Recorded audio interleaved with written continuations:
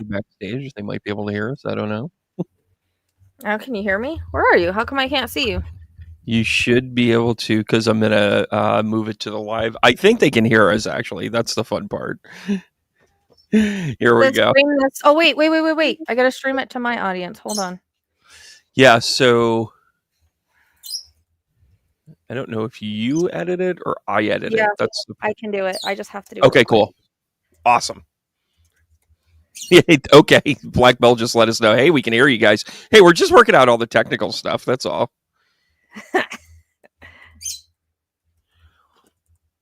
Of course you can't see us. We want to be behind the scenes. We're a professional organization over here. How are you guys doing? We're speaking from beyond. You can do it. Which, by the way, didn't he just pass? Didn't Bella just pass?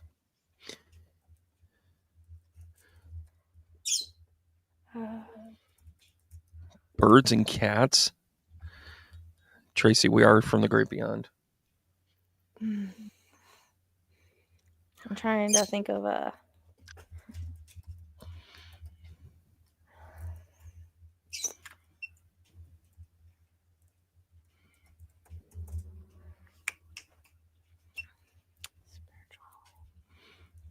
I'm adding my...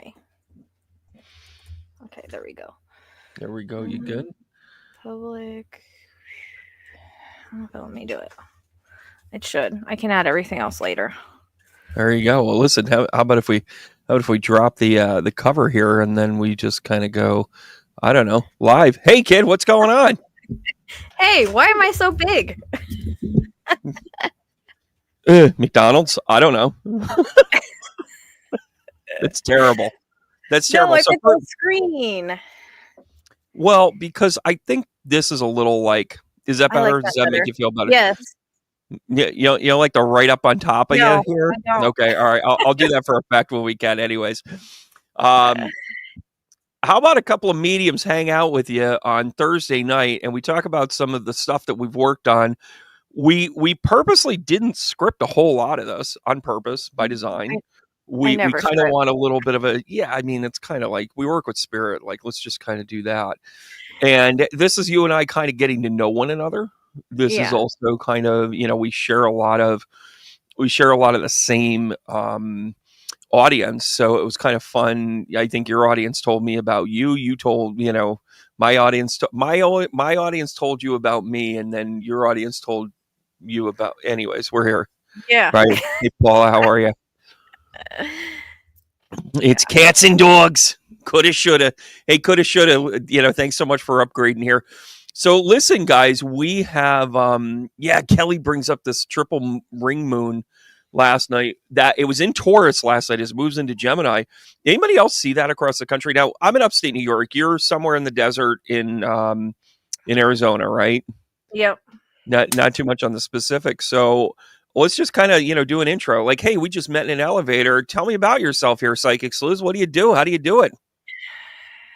Gosh. Well, I mean, I kind of do what you do, I guess. I've been doing this for 12 years, just psychic medium work. My passion's towards true crime, though. True crime and teaching, I think. I like to make my channel really educational. You know, as we talked about, my midheavens in Scorpio, so it's kind of like I don't have a choice. Well, that's also great for discovery. It's great for legal work. It's great for sleuth work, if you will. You know, it's kind of funny to say it like that, but I just learned that recently too, and I'm like, oh, now everything kind of makes sense because I just started learning more about astrology. I didn't know a whole lot. So I wrote a book about, I don't know, it's been quite a while, 6 years ago or something. Gidget. And that's on Amazon. So I tried to get it on one of those what's it called? Did you try and work with like Balboa or Hay House or any of those? I tried to pay to have it put out because I just couldn't find a good publisher, and I ended up not being able to afford it. So they're probably going to drop me. So it's just on Amazon. Well, I own a publishing company. Maybe we should talk. Yeah. Maybe But we should. anyways, this is totally getting to know you. I know. Well, that's why I kind of brought it up, because that was a big thing. That was how I started this. Like, that was how I started my gifts. It was kind of like, it's, it was my twin flame story, but also it's literally in my chart about losing that person is what opened me up to my gifts. So if I hadn't have gone through that, it wouldn't have put me to where I am. Did you lose the person because you broke up, or did you lose the person because you had to away. Go? There you go. Thank you for the validation. Yeah. What's the David? What's the Michael with them? I have an Uncle Michael. Got it. I don't know. I can't think of a David. It's okay. And by the way, Brandon's my middle name. I have to get things by middle name, and it's almost as if he was, he's got this kind of like, he had some challenges, and when Michael comes through for me, it's those challenges become real, and it was a challenge, it was a struggle, and he passed peacefully. That doesn't mean that it was an easy passing. It means that he had that, that he had that backing of Archangel Michael, which I think is a thing to your work as well. When so that kind of catapulted you, and it's funny, when I first got into this work, it was funny.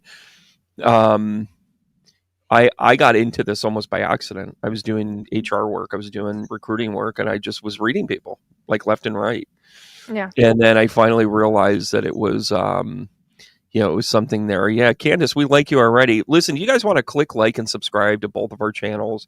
We both got cool content. We both do stuff like this. It's the reason why you do collabs like this. And, we spent like a half hour on the phone the other day. We're just, we just start going down this rabbit hole. And then it was like, I always go down rabbit holes. Right. Well, that's where you do it. So based on where you are, and it's funny, we definitely have different techniques, because I work with the police on the regular, and I didn't share this too much on my channel, but I do a lot of work with New York State, and I've had exposure to FBI work. I've done, FBI stuff is when it goes kind of, cross whatever. I worked on the Dannemore case when they were on the run, and it was funny. They had, you sit back and you're like, well, I was right. And a lot of those times you're frustrated, because you're shouting from the rooftops, and maybe you don't connect with, with the right person, or you can't connect with people. And I did a handful of cases where I wasn't invited to, and I just was like, okay, here's what I got. Here you go. But most of them for me now is I connect with either a detective, or I now have like liaisons that I know I can reach out to, and they can kind of back channel me. I mean, have you had success with connecting with that? Is that like a frustration of yours? I have a thing where, like, I know that police want a specific location or a specific person, and I don't feel like I can give that. So I very much kind of just like put it out. I feel like there's a few times that police have used my information. Like I told you, we were in direct connect with a detective for the first time in Arizona, and it was just weird. After he gave him some of the information, after no hits or nothing for months, all of a sudden he's found 2 days later. Like that was kind of weird, and that's happened a few times. But I have a nervousness of reaching out to police. I feel like if they want me, they'll reach out to me. Yeah, I think it's a balance. I think it's a balance too, because it's, when you do this work, I mean, one of the biggest things that you connect with in this is that you you feel like you're a nutcase when you're like, listen, I have some information to this. And I do know somebody that has, similar to us in this work, they came to the police and they were like, this is too good. We need you to, like, she ended up becoming like a quasi suspect. She was questioned. And I mean, she had nothing to do with it. And they were just like, yeah, there's not a lot of that. Right. There was no reason to think that she had anything to do with it. And she was a renowned medium. I mean, she worked with us before, but she offered it without, whatever. And she got dragged through. I mean, she lost 3 days of work. They were bringing her out, and they were like, okay, so where were you this? And then they started investigating her alibis. It was just one of those things that was like, oh, well, there's a risk to it. Mm-hmm. On the other side of this, I remember one case that I did, and maybe our we're developing this. I still think it's great if we were to take like, those, cold cases and work on them together. I mean, I think that could be really cool. And hear from people to be like, hey, this is whatever. I do really like the idea of like having the family involved, because whenever I've had the family involved, then you can get at least some validation. I do whenever they come to me, but then there's been times where I've talked to them, I give them information, they don't act on it. So I always feel it like this, like, yeah, but you have to have faith that they're going to do something with it. Yeah, but I also feel like this, like, not every person that is missing, their family is open to it. And so I feel like if I feel the pull to it and the spirit comes to me, then it's okay putting it out. Maybe they'll see it one day. Maybe it'll help them be found. Do you know what I mean? Yeah. That's kind of how I feel about it. Yeah, I'm not against that. Have to come to me. It's their voice too. Right. So that's kind of how I feel, because we have these people that aren't open that may never come, and then the person may never be found. But if I have the information, or if I feel the pull to put out the information, like Micah Miller, I didn't want to work that case, but she pulled me up off the couch. Right. So you had spirit come to you. Yeah, I just feel like I get pulled to the cases. Like I always tell people, I go where I'm followed, or I go where I led. Like the politics thing, I never wanted to do that, but I was led in that direction. Just like the cases that I come across. Mm-hmm. We found that it's interesting. Some of the bigger cases that I've worked on that have been really accurate, their names are in my chart in asteroids. It's the craziest thing. Really? It's the craziest thing. We did astrology on it. Yeah. So wow. I mean, in one person, or one child, I should say, I got his name 3 years before he was born and where he was at.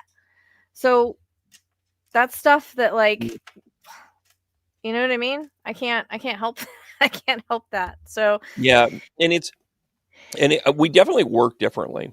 I mean, I worked with, I actually, for me, I got connected with doing this work because I had a teacher that was connected to the work. And she said, hey, there's this kid. It was, those of you that are in upstate New York, it was the Craig Freer case. And he was a kid that was coming home from a night of drinking. It was whatever. It was like a college weekend. Mm-hmm. He got too close to the river, fell in, but then they found pieces of his clothing. They found whatever. And there was a lot of suspect stuff with it. This is at a time where you might have had a security camera, but none of it was like reliable. Yeah. And I remember that case. She, calls me up and goes, "Hey, I'm on this Craig Freer case. Do you want to come along?" And I'm like, "Sure." I'm like, "Hell yeah!" I'm like reading people in the grocery store. I was like that hungry, person, doing that. And when we got there, I learned a lot about the protocol, and I also realized how much of a noob I was, because I'm sitting there and I'm going, and I'm like asking 101 questions, and the cop just turned to me and said, "If you don't shut up, I'm throwing you in the river too." And I'm like, "Ooh, that's kind of whatever." So there's a lot of protocol stuff with this when you do work with families and you do work with this, but you're kind of doing the reverse engineering part of it. I'm showing up going, "Okay, spirit, what are you showing me?" Spirit's coming to you and going, "Get your ass off the couch and start writing this stuff down." Sometimes they do, or I'll feel like a pull to like a case, like, so, Idaho 4, that's how it was. Mm-hmm. So Delphi. Do you like? And I watched some of your videos. I mean, it's funny when two people meet on the internet and you go like, "Oh yeah, I've watched some of your videos," and you're like, "Well, which ones?" Because there's like 500 of them out there.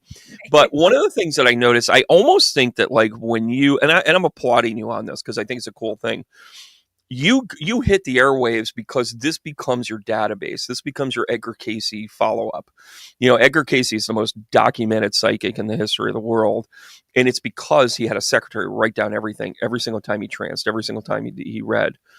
And this is our Edgar Casey moment because we're recording it when we're doing that. I think that's what you do is you turn it on and you're like, all right, I'm going to channel here. I'm going to do my connection. I'm going to go here. And that becomes that. Do you find, because they come to see you, do you find that you can just turn it off and just be like, okay, I'm good? Because like I'll fill the pool, but then I have to sit down obviously and connect with what I'm getting, right? But right. So, and it's not like I see them with my eyes or anything. It's more just like a pull to it.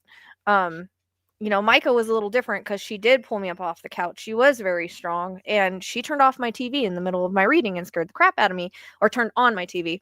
Sons of bitches. I hate it when they do that shit. They've done that twice to me in a reading. By the way, we're going to be PG-13. Can we establish that? It's like that. So, you know, but I have different ways that I'm learning to channel because I've always done auto writing because my Mercury's in Aquarius. That's how I learned to channel. That's how I channel deepest. That's when it's just me and I'm focused there. Right. So then I started pulling in to, you know, doing live channels where I'm scribbling and trying to tap in that way. And I've noticed that I only need that to like tap in. And now I just kind of stare off and watch movies in my head. But I also noticed too, like lately, Spirit wanted me to start using crime cards. It's a validation tool for me. Wait, what is this? What are you using? Crime cards. Talk to me about that. What is that? Explain it for everybody. So they're more straightforward because with tarot I have stop. What are you guys barking at? Jesus. So with tarot cards I have they're barking at the moon, Ozzy. Nothing. They're a little hard for me to put like into a crime. You know what I mean? Like I'm trying to learn the tarot, but these are more like straightforward. Like here, I'll show you. And they've been accurate. Like I'll do my reading, or sometimes Spirit will show me. They're like, okay, do an auto write. Okay, no, do the cards, tap in with the cards. And then sometimes I'll get visions, you know, as I'm doing the cards. That's come more and more. That's like a growing thing for me. Well, I do that. Yeah, I do that in readings too. Go ahead. What are you showing us? Get right up on the camera there. I'm interested. This is the crime card. This is one of the crime cards. Like this is like one of the location ones. But they have I like to separate mine. Okay, so like this is new to me, by the way. Yeah, so like location and perp and all of that. It kind of just gives me a validation. Like, see, like they're very straightforward.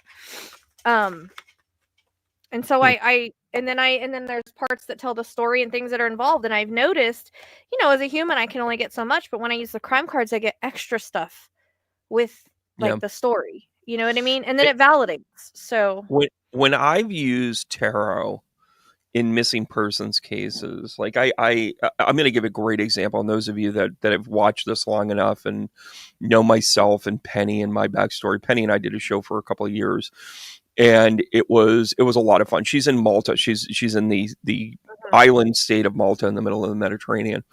And we met on the internet. We, you know, hit it off. We had fun with our show. We grew up together, whatever. And she lost her cat. And before I tell you that story, I want to say hi to Trish, Phoenix. I see you out there. Guys, thanks for the kind words. No, I don't do radio anymore. I have a funny story about being in radio for like a day.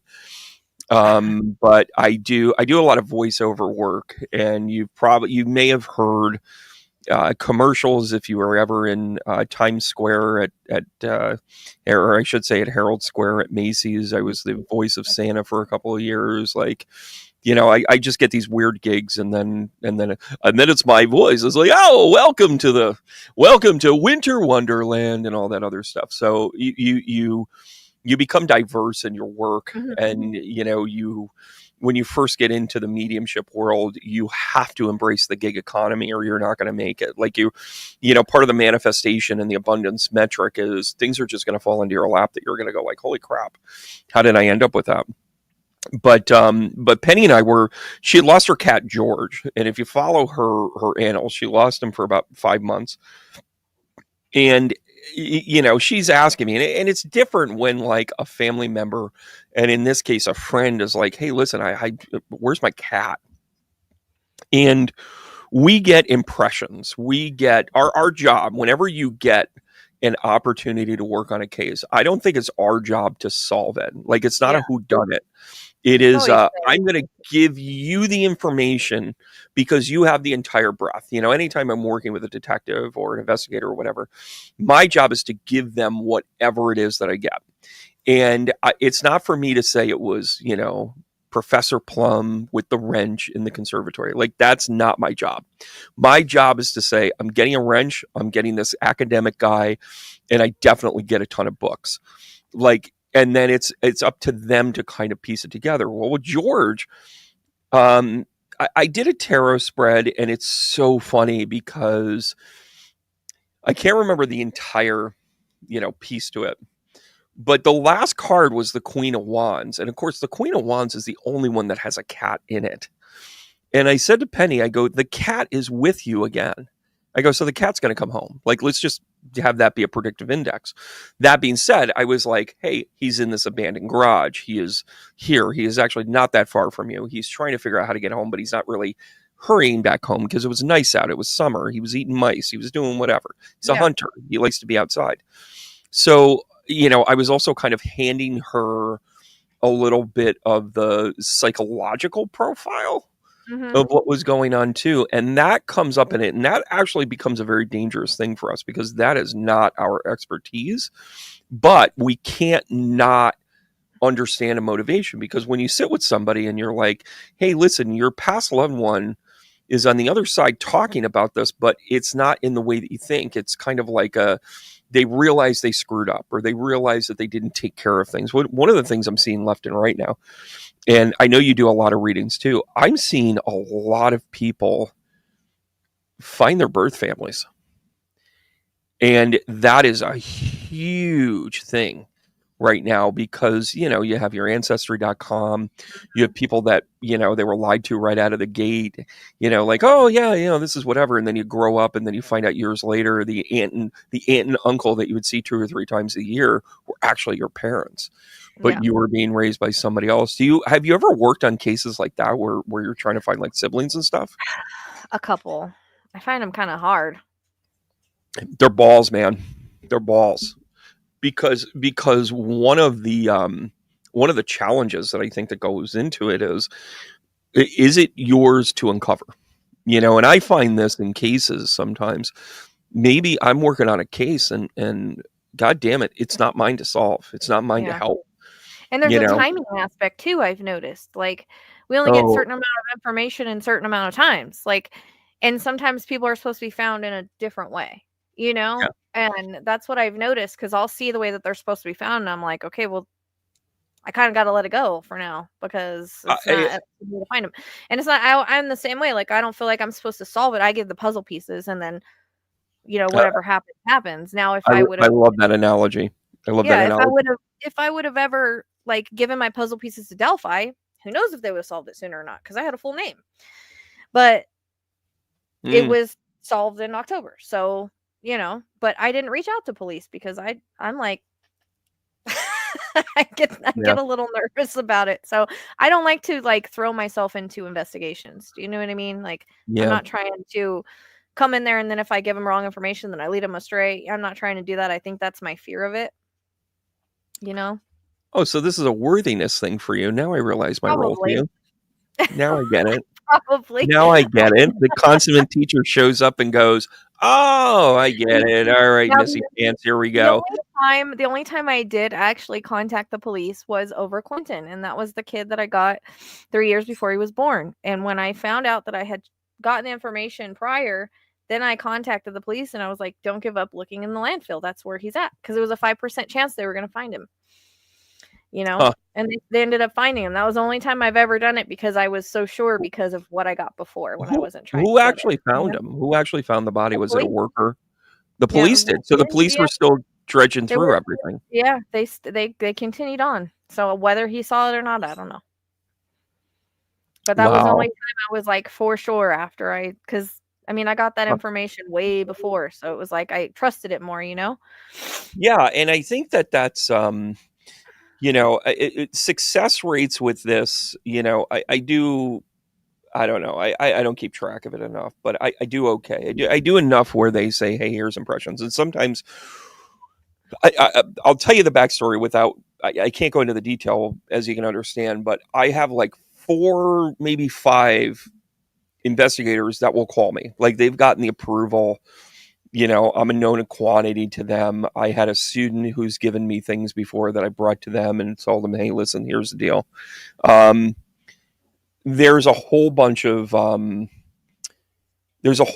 parts that go into that, where I might get asked on something, on anything that they're working on. It's not always necessarily a missing persons case. Sometimes it's a robbery or burglary, you know, that sort of thing. And the thing that I have found, like when this CEO killer here, and by the way, killing is bad.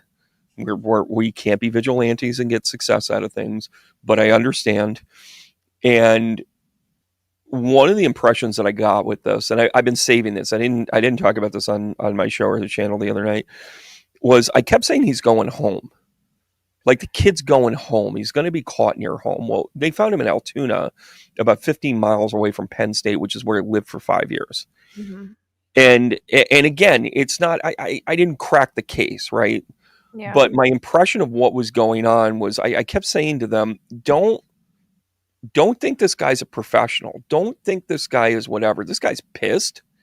This guy's prone for mistakes. You just have to keep your eyes peeled. I would focus closer on where he lives or currently lives or whatever.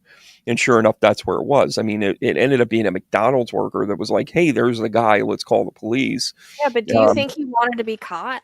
Hold on. Because I kind of feel like... Let's talk motive. Let's talk motive. First of all, when you're working on a case, that's not part of it. But since we're at the point of the case, let's talk.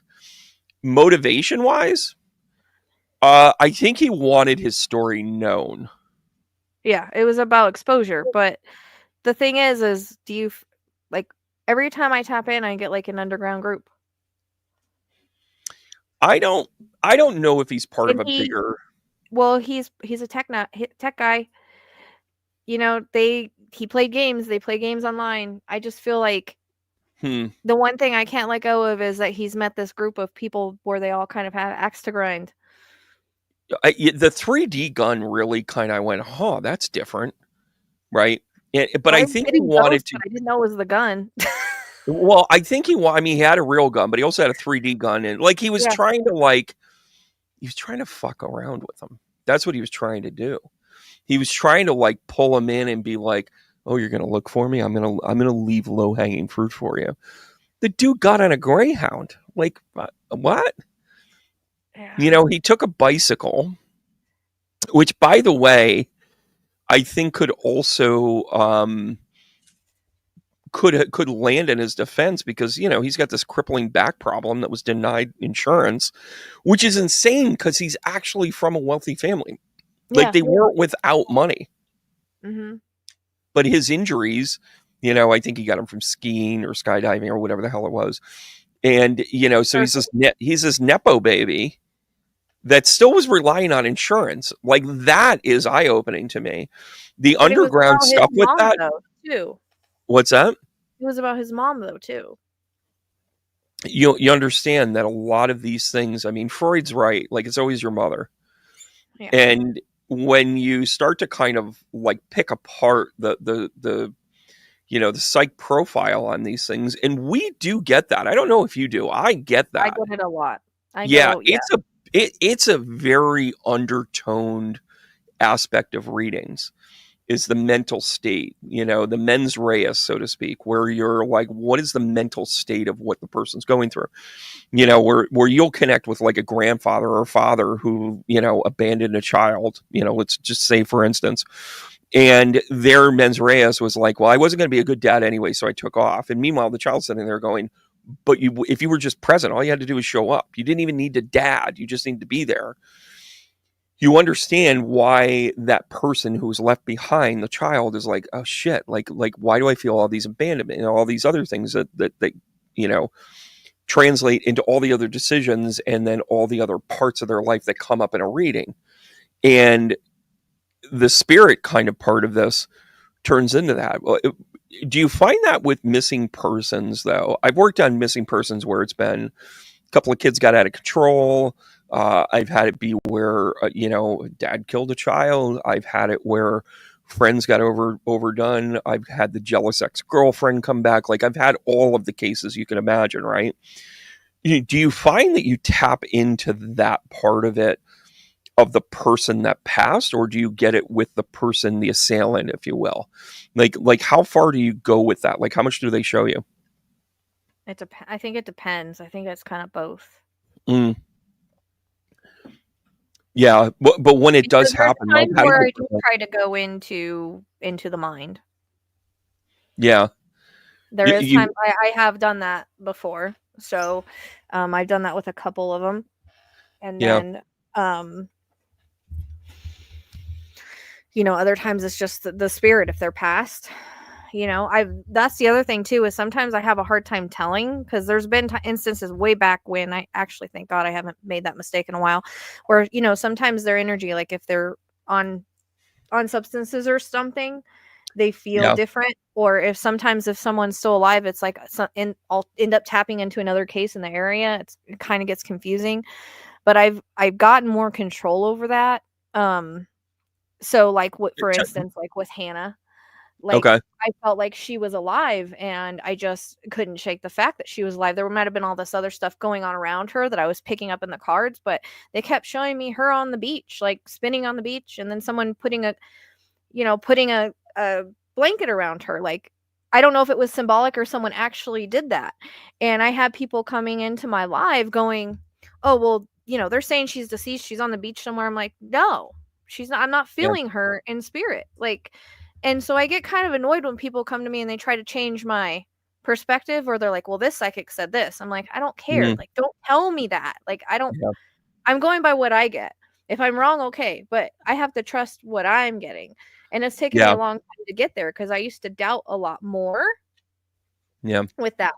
But I've worked more cases now where they've been alive and it's been accurate. So I'm getting better at the ones that are alive. But it's harder, you don't get as much information when they're alive, but you still get. Well, see, I don't know about that. I actually tend to get. I've noticed I've gotten better at that, I guess. Yeah, well, let me give you kudos on that, because that is one of those things, and one of the things that like mediums actually have to work on as they develop is bias. Is like, what's your bias into this? Like, I don't want to see anybody get hurt. So when somebody gets hurt, I'm like, oh, when somebody's like telling you about the time that they had to get their leg reset or their fingernail pulled back, or whatever, and you're just like, whatever. I know somebody's going to make a comment at that one. But it ends up being something where like you have to create a cushion for your own bias, right? You have to create a cushion for you to be like in that uncomfortable spot. And then also be able to be like, okay, this really sucks. Have you ever been communicated with like from, it seems like a lot of this is like, clairessence, you're feeling things, connected to it. Do you ever get clairgustance? Do you ever get tastes connected to cases? I get everything. Right. I especially feel things in my body that kind of hit me more. Yeah, that's a clairessence thing, right? That hit me more this last 2 years than it ever did before. Like, I started doing more medical stuff. I ended up feel like I have like a new medical guide that showed himself to me. And Talk to me about this. I'm excited about this, because this is my medical stuff with this is always a little aloof. And sometimes I don't know if it's because I did a deep dive on some shit on YouTube, or if it's my guide showing me. How do you know it's a guide? Like, come on, bring it to me. Well, the only reason I knew like I had a new medical guide is because they showed me him one time, but I didn't. But it's weird because it kind of happened like the last couple of years where everything kind of expanded for me, and I started getting more feelings in my body. Like, I used to be able to walk into a hospital and be fine, but my son had a little pain, so we went into the hospital. I was feeling pains everywhere. So now sometimes I can't tell if it's mine or not. If I'm around somebody, if I have people on the live, we joke about it all the time. Someone's smoking or doing something, I'll feel it and I'll start feeling high. I'll start coughing. Yeah, and so I'll feel that feeling. And if someone like has a headache or something, like sometimes I'll pick it up without trying to. But whenever I'm doing like a reading, like say somebody asks me a medical question, I always tell people I'm not there to diagnose, but I can kind of see what's going on in the body. And then I say, go kind of check this out because this is what I'm seeing. They're especially good with showing me like blood flow, heart issues, brain issues, like things like that. And then I'll usually feel it. So I'm not a doctor, I'm not a nurse. So sometimes I do have to go and look at it and be like, hey, does this make sense for this? So it's like I've had to kind of teach myself medical stuff by what I'm seeing in the body and connecting it connecting it. It's right. Kind of confusing, but no. Listen, I'm following along at home because it's like, to me, there's there's a dynamic. Somebody's smoking with a headache, by the way. That's just funny. We can't give medical advice here, but one of them has to go. Either you're smoking the wrong stuff or you shouldn't be smoking. But it's one of those things where, you're, how do you know this? Like in your discovery, in your development, you literally kind of go down this path of like, okay, am I crazy? What's going on here? How do I know this? Like, I shouldn't know how, the vascular system works. Why did I just hand them something that was that specifically? Yeah. Right. So it's like, we know what our knowledge base is. We know, and by the way, this is why you need a high level. And by the way, guys, those of you that know me on my side of things, Rochelle and I were talking. I had to read her to see if it was a good fit for me for obvious reasons. She was doing the same, on my end of it. It's part of this whole, getting to know each other, all that stuff. And, for me, the one thing that kept going back to about how you work is just because it's not refined and it's not always formal and it's not always whatever, you definitely have this connection of you're being driven by something or somebody all the time, right? There's a part of this where your validation is that you're not crazy. The fact that you ask yourself, am I crazy? Is the validation that you're not. Well, I'm always checking in to make sure it's not my mind. Because, sometimes, and I learned this because Lisa Williams, I took a class with her, but I can't really remember much from the class. I really didn't take a lot off of it. Who did you take it with? Lisa Williams. Oh, yeah. So hold on a second. Were you in the psychic detective class? Yeah. Yeah. We were in the same class. So funny. I didn't remember, like, it's weird because like some of her stuff I didn't resonate with. Like I can't. Oh, I'll say it for you. Some of it was fucking bullshit. I can't like tap into like coordinates and bullshit. Shit. Like I was just like, no. So, but there was one thing that I took out of it, and it's like you can let your mind run away, and you have to always keep your mind in check because you don't want to go down these conspiracy rabbit holes. I love that. And so. That's one thing that I always tell myself is sometimes I'll double check. People say quit second guessing, but it's not that. It's I'm checking in to make sure it's not my mind and it's from spirit. If it repeats, if it doesn't change, I know that it's spirit. And if repeating is, they probably get pissed off at me because I make them repeat things over and over. So, right. Show me the same thing, but I know if it repeats, it's important. Just like with. With Hannah, right? They were repeating, like she was going to be on the beach somewhere. Like that was repeating. So I was like, okay, she's going to be fine. So I think we've been requested to like go at this in a British accent. I think. Hello, today, good night, mates. Which I think is Australian. I cannot do that. My son's really good at it, but I cannot do it. Really? Yeah, so I sound really stupid. I can't do it. I could do like a country kind of accent. You're in the desert in Arizona. You better know. Like that's a survival technique. That's not a talent. British? I don't know. I'm just making fun of it. But I mean, I'd like to go there. They don't like Trump, so Oh gosh, yeah. And it's so funny. It's like, yeah, you were. That was where, like, I think we had a lot of Zen in our audience. And thanks guys so much for tuning in and sharing our stuff. And I like where this is going, and it's kind of fun. I pop my website on there. You can get my emails. You can get, see what I have to offer. Psychic Sleuth, you've got your stuff out there pretty much. You might want to type that in so everybody gets it on both sides of the channel. I'll put it in when I'm done because we were late, so I didn't add it all. But I have a link tree on my YouTube. So there you go. And, for me, like when you get connected like this, there's a high vibrational ability where you're driven to it. Somebody was mentioning soul contracts before, and I can't shake it. I can't shake it. Like, it's still, like, I think I've quit like 3 times. I heard that about you, Tracy. We can't shake it. Like, it's still going to show up. Like, spirits are still going to show up to you. You're going to get information. I'm going to still get phone calls and that sort of thing. And I say this to people. I've never been scared. I've never taken on, the whenever I do anything that's helping the police or somebody missing or whatever. And that to me means that spirit is like, okay, B, we need you to do this, right? We need you to kind of go there. Yeah, the Ramsey case is kind of funny. There's a conversation going on right now with that Ramsey case about how it's being renewed. Like, what's your take on that? Like, I've never gotten I did a reading on it already. Did you? But well, yeah, and I think DNA is going to solve it, but it's a Hispanic guy. It's not the family. It's somebody. I never thought he did it. I never thought the dad did it. Like, my impression, like, I didn't work on the case. This is before I did this work, and I thought the dad was a true to life. Like, holy shit, I got to go to work 24/7. I got to be the banker billionaire so my family can be safe. And you could disagree with that or agree with it. He's the American way, so to speak. I felt that the mom was always shady as shit, but I didn't think she was capable of murder.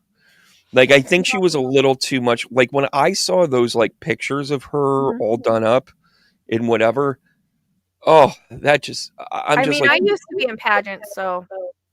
There you go. And you still are, hon. You still are. That's where your confidence is. You're like, I'm not good no more. My grandma had me in pageants. It was a blast. There was never anything weird around me. We had a good time. But I never felt it was the family. When I tapped in, they repeated this Hispanic guy, somebody that worked for him, Hispanic guy. He was a gardener, right? He was like a gardener. I'm thinking so, if I remember from what the reading said. And now recently somebody said they went on a deep dive and the DNA matches a Hispanic guy. So I'm like, okay, well, I've never felt the family did it. Like, it just, and I always try to go in very, I felt like they knew her. Obviously, they'd seen her. They'd been around her. They knew about the bonus. I feel like it was revenge for the like, maybe they weren't going to give him the money or something. Like, there was some kind of revenge there. I was actually going to tap back in with an auto rate recently, because I've been seeing the housekeeper, and I'm like, why am I seeing the housekeeper? Not that she was involved, but there can be a link there of some sort. I don't know. But I always felt like it was somebody that worked. And I was actually going to do the forensic astrology and see if I could hit a house with it. Talk about the forensic astrology, because I'm just learning it. I'm such a baby. Okay. So my friend teaches me, so like I know basics of the astrology, right? So I'll pull up the crime chart, like when the crime happened, instead of a birth chart, and you kind of just like, it's little different meanings with the crime. So I can kind of get a gist or an idea, but I always have to run it by her, and sometimes I'll get her visions off the chart too. But basically, I wanted to learn it for the mapping, to put me in areas to see if I felt. So you want to work with the astrocartography part of it too? Kind of, yeah. I guess if that's what you call it, they call it forensic astrology. You just take the map and you take the chart and you kind of match it to the map and the angles that it goes, and the degrees and stuff. So we've had, you're so cute about this. You're so cute about this. So, I'm so new. I'm so new at it. I'm just a baby at it. So forensic astrology is a little bit of a fancy term, but accurate. When you take a moment in time or a timeline and you compare it to the astrology, in other words, there have been times where I've looked at it and I'm like, there's no way. And I'm going to tell you, and this was a very well-known case, and I was on the front line of this one. There was a girl who was in the Adirondacks. She was at Moreau State Park. I'm not going to mention her name because the family asked us to like remove her name from the ether so then she can lead a normal life. But if you look it up and just say missing girl Adirondacks October or the end of September here last year, and when I worked on this, I did look at the astrology. I actually did a thing on the astrology and put it out there. I might have just turned it over to my members because I didn't want it out there kind of ultra public. But the first thing I said is in her chart, it is not death. Like the first thing that I was like, this is somebody that is about to become famous. This is somebody that is going to get pushed into this. I think she was 11, about to turn 12. She was dealing with a Jupiter return. She had a whole bunch of stuff coming in, and her Mars and her moon placements did not speak of death. It was more of like she was eager, like there was an eagerness to what was going on. So when I shared this with the detectives, they rolled their eyes and they were just like, oh, Brandon, he's kind of talking about this. And I kept saying, cabin. She's in a cabin. So I'm like, here's what I'm getting. And I talked about how this guy was going to get caught. I talked about fingerprints and I talked about forensics.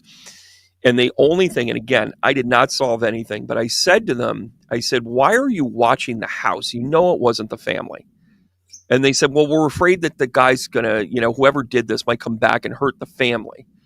And we have to kind of do this. And I go, stop it right now. Quit surveilling the house. Well, of course, that's not what they want to hear.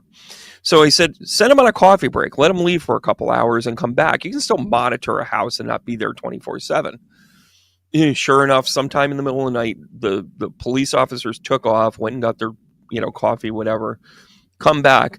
They found his ransom note, his fingerprints on the mailbox, got him cold-handed, tracked him down. Knew exactly who he is because he had a DUI 20 years earlier. You know what case this is. You do know what this case is, right? Yeah. So they fucking nail him. They go right to his house. They find her in a cabinet. Not a cabin, but a cabinet. I was wrong. And she was unharmed. Now, I am here to tell you, it's very easy to say, well, she was scared and well, she was whatever. If you've ever watched the movie Savannah Smiles, she came out in like 82. And it's about these two, renegade criminals that accidentally kidnap a kid, but they end up bonding with her and treating her right. Mm-hmm. I felt like, although it wasn't that, I don't think that I think this guy got brought up on some endangerment charges, which kind of masked things because they didn't want to put the girl through a whole bunch of tests because there wasn't self-evidence that this guy was a child harmer. And I'm using specific words here.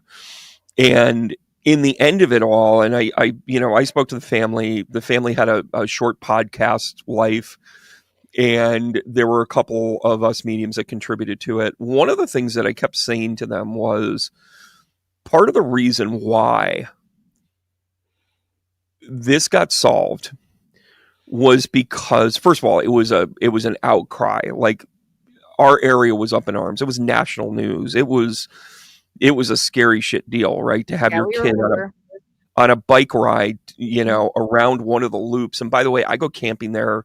I went camping there every year as a kid. I haven't been in a couple of years, but not to there. But just the layout of it is like, this guy fucking knew what he was doing. Like I knew it enough, and he knew where the traffic lights were that had lights, or cameras. They had all of those things, right? And sure enough, when they couldn't find any of this evidence, this guy had to screw it up. Yeah. And she was returned safely. But the astrology of it wasn't. I looked at her astrology and I said, she's not harmed here. She's not harmed. So when you look at forensics, to me, and this is colleague talk now, I would look at it from the standpoint of, is this prime for somebody's passing? Is this prime for somebody? And find those hallmarks. You're going to pay attention to what's going on with Pluto and the actions of Pluto. Like if Mars is conjunct to their Pluto, if you've got haven't learned the conjunctions yet. Funny you should say that. So I teach this class. I mean, the degrees, if they're like a couple degrees apart, isn't that conjunction?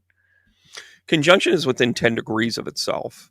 Then you have sextile, you have trine.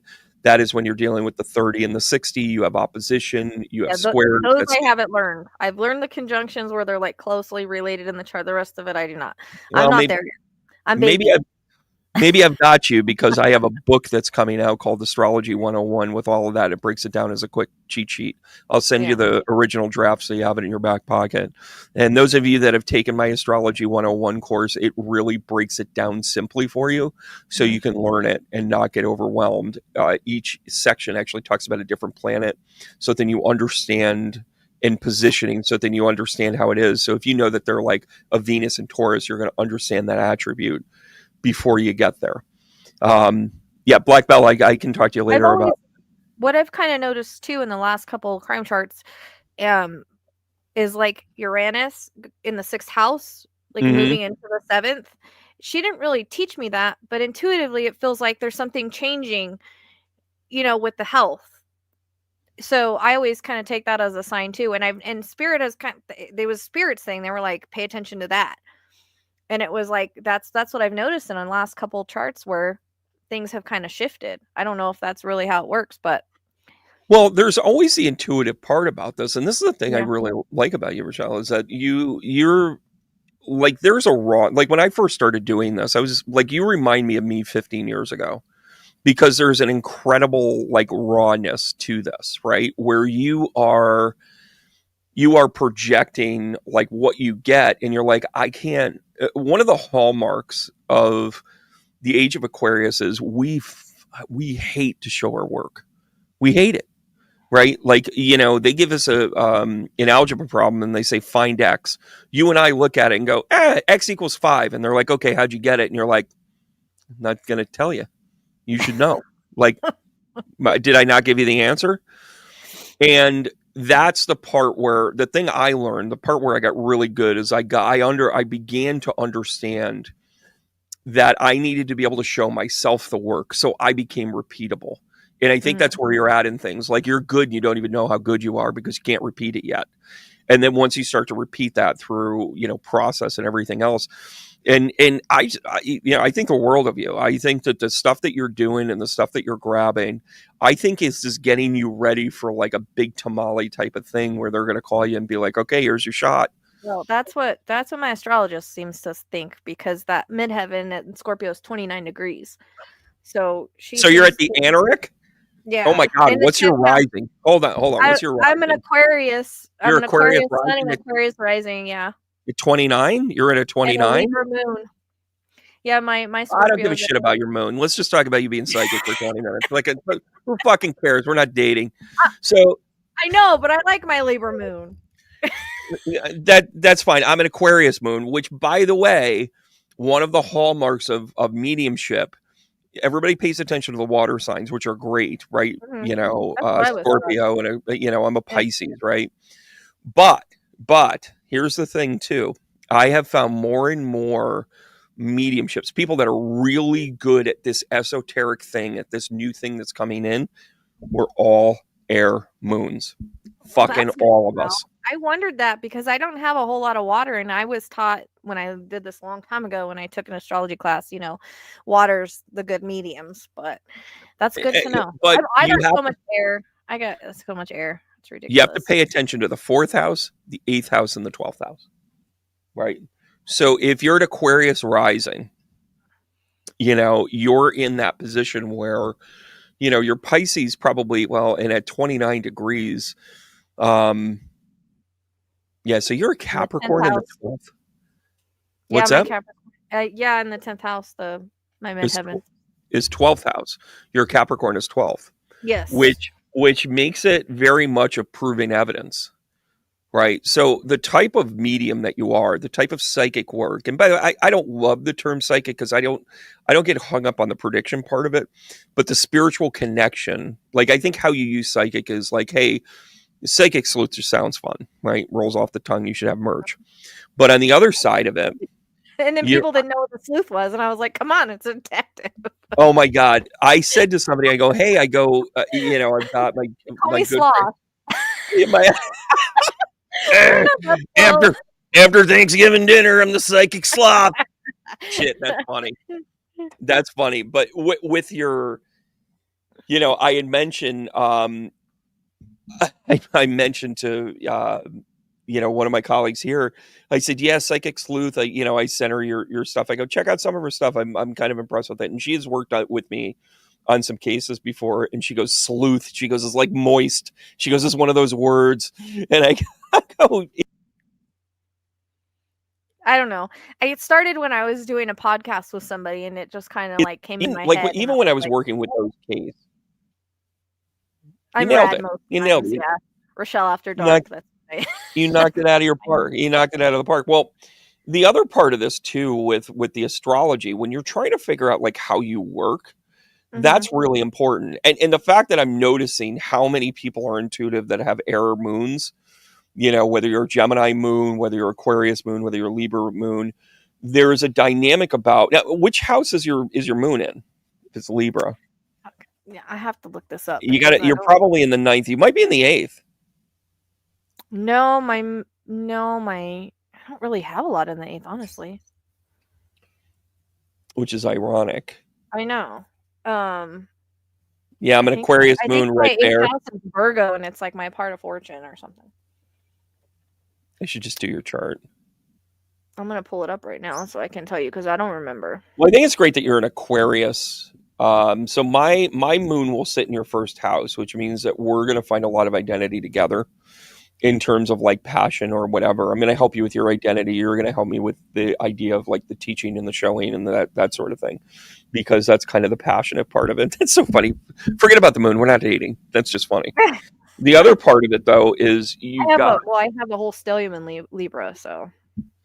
Yeah, so you've got a stellium in Libra. Yeah. What else do you have in there? You got to have Venus in there. What's that? 1 second. I gotta pull it up because I don't remember. I don't remember my whole chart. All right, I'm gonna go here. Do you mind giving your stats out over the phone here, or do you want to text them to me? Oh, I can. I've done it before. Hey, what are we not doing? We're not doing that, guys. I'm an astrologer. I have a chart at my fingertips, kid. Oh, I know. Okay, fine. I'll give it to you. I was doing it for you, but yeah, hold on. You're doing it for me? Yeah, February 12th, 1982. Hold on a second. February 12th. By the way, 82. You are 3 months away, so you're at your square quarter pole here. And by the way, the sun is currently squared to you, which means that you're getting an influx of something challenging and new. Welcome to the new podcast. I'm reading you as we go. Okay. What time are you born? My Pluto went into first house too, so when that happened, a lot of stuff shifted. It was really weird. Well, of course it is. And by the way, with Pluto moving through, your Aquarian's got to be sitting in the 12th. Then, what time? First. 6:16. 6:16 a.m. or p.m. a.m. I see it all the time. And where were you born? Santa Clarita, California. Santa Clarita. Clarita. Santa Clarita. Rita. I knew a girl named Clarita once. I always have like little insights about being on tour. Okay, all right. This is yelling at me right now. I'm gonna have to do a deeper dive. Make sure Santa Clarita is I think you're making shit up. No, it's there. SantaClarita. It comes up on when I do my chart. Santa Clarita. Yeah. It's a place in Valencia. I have Santa Clara. I have Santa Cruz. I have Santa Fe. Nope, Santa Clarita. I do not have Santa Clarita. Huh, that's interesting. What's the next nearest city? Valencia. Valencia? I think we're playing. Santa Clarita is in Valencia. I think we're playing like natal Jeopardy here. Yeah, Santa Clarita shows up on mine. So you were born in LA County? Yeah. That's kind of fun. I was born in Norfolk, Virginia, because I was a Navy brat. Yeah, Magic Mountain. We used to go to Magic Mountain a lot. Well, Hurricane Harbor. Hurricane Harbor. Didn't they have to close that because something went sideways? I don't know. I haven't lived out there. By the way, that's my way of saying somebody died. I don't know anything about that. Yeah. Oh, I love that Disney. Oh shit! Jesus, see, there is a Santa Clarita. See, SANTACLARIT. I believe you. Calm down. Put your birth certificate away, Obama. You're fine. They're talking about it in chat, so I'm spelling it for you. They're like yelling at us. They're like, "Ah, yeah, there you go," and it's like, "Oh, there you go." Yeah, this is kind of Get down. Yeah, You this got is. So I've got you. So you're an Aquarius sun, Aquarius rising, and your moon is right there in Libra, and your 8th house is stacked full, hon. Well, are you looking at plus whole sign or the other one? I only work with Placidus. Yeah, see, that's the difference. Okay, my friend had me learning whole sign. Well, I'm going to tell you why I use the our similarities are kind of fun. You got a cool chart. You do have a cool chart here, and actually, if you don't mind, do you mind if I show it or? Go ahead. No. You're like, yeah. I only know the basics of it, anyways. Listen, all your girlfriends like rallied around him, and they were like, we're going to make sure you get a reading from Brandon, and we're going to make sure that you get this up on your chart. You know what, Tracy? I see your work. I know your shit there. I'm having fun with it. Give me just a second here. And by the way, guys, thanks so much for liking and subscribing. You have no idea how much that kind of helps the channel in a weird sort of way. You think it doesn't, and like visiting our websites and that sort of thing, like it's a big deal for that. All right, I'm going to pull up my Miss T. I was supposed to be born on Valentine's Day. That was my due date, but yeah, were you really early? Yeah, I came 2 days early, and my son came 2 days early. So. Well, that's kind of a cyclical thing. All right, I'm going to share screen. I don't like doing this too much, but I'm going to show it like this. There we go. So you guys can see my screen. I don't know if you guys can see both of us right now. Yeah, you can. I can see. Okay, but you can see. So how does that look? Because right now it's just showing. I'm confused. I see it. Okay, all right. I'm kind of cool with that. All right. Diamonds. So I got this big, kind of in my face thing, and we're in Valencia, California here. So a stellium is where you have 3 or more aspects in your chart in one house, right? I'm going to tell you why you are so good at doing this work. And it's all right here at the top of your chart, and of course off to the left. So you've got your moon in Libra. You have your Mars, Saturn, and Pluto all sitting right here. So this as a kind of a super stellium in a way, and they're wide conjunct. The moon doesn't quite get to Pluto here, but this is an indication. Libra as a whole in the 8th house is really about being able to balance the living and the dead, because the 8th house is the Scorpio house.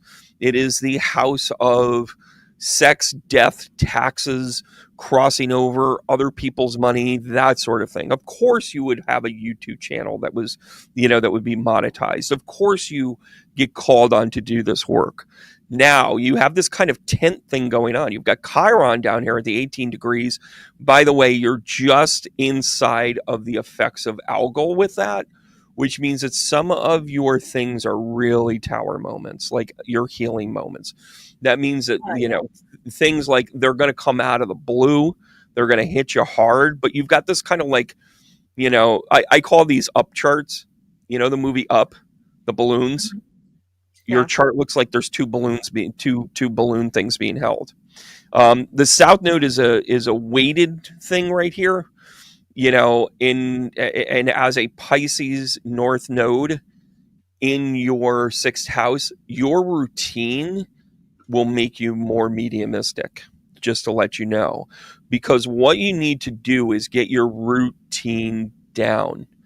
Do you know what I'm saying? Like, I know you're laughing because I fucking wake up at noon. I know your work not working out.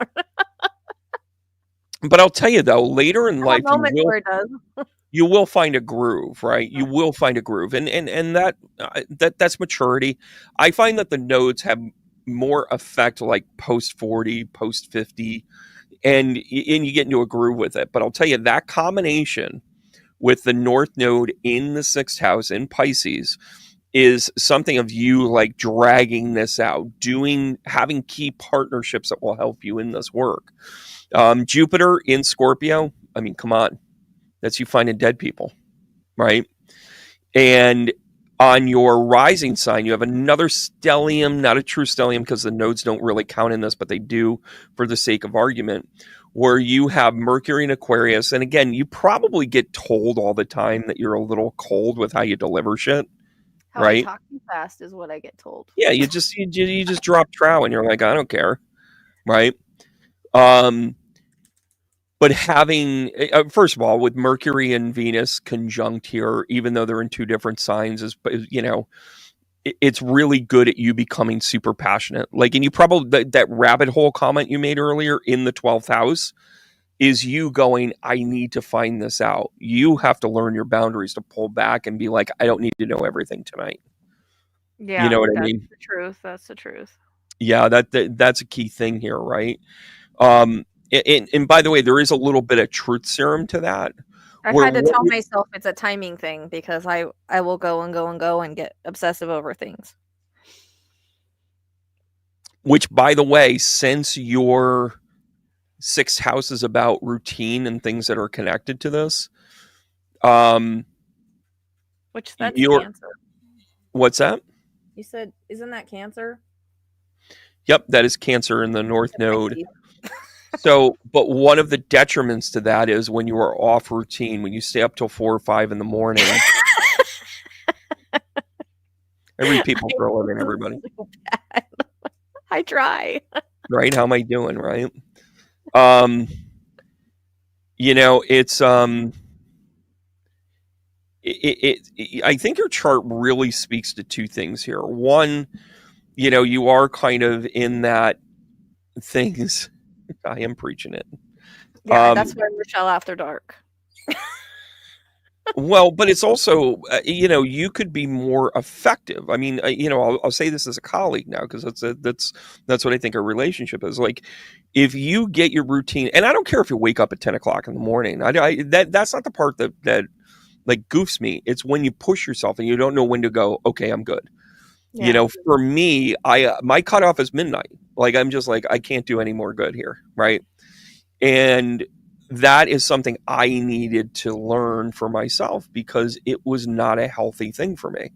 You know, when I'm running against sleep, I make bad decisions. My Leo rising comes out. Not like that, ladies. It's something different. Anyways, but I get a little too much like, I get needy without being kind, and that's not okay.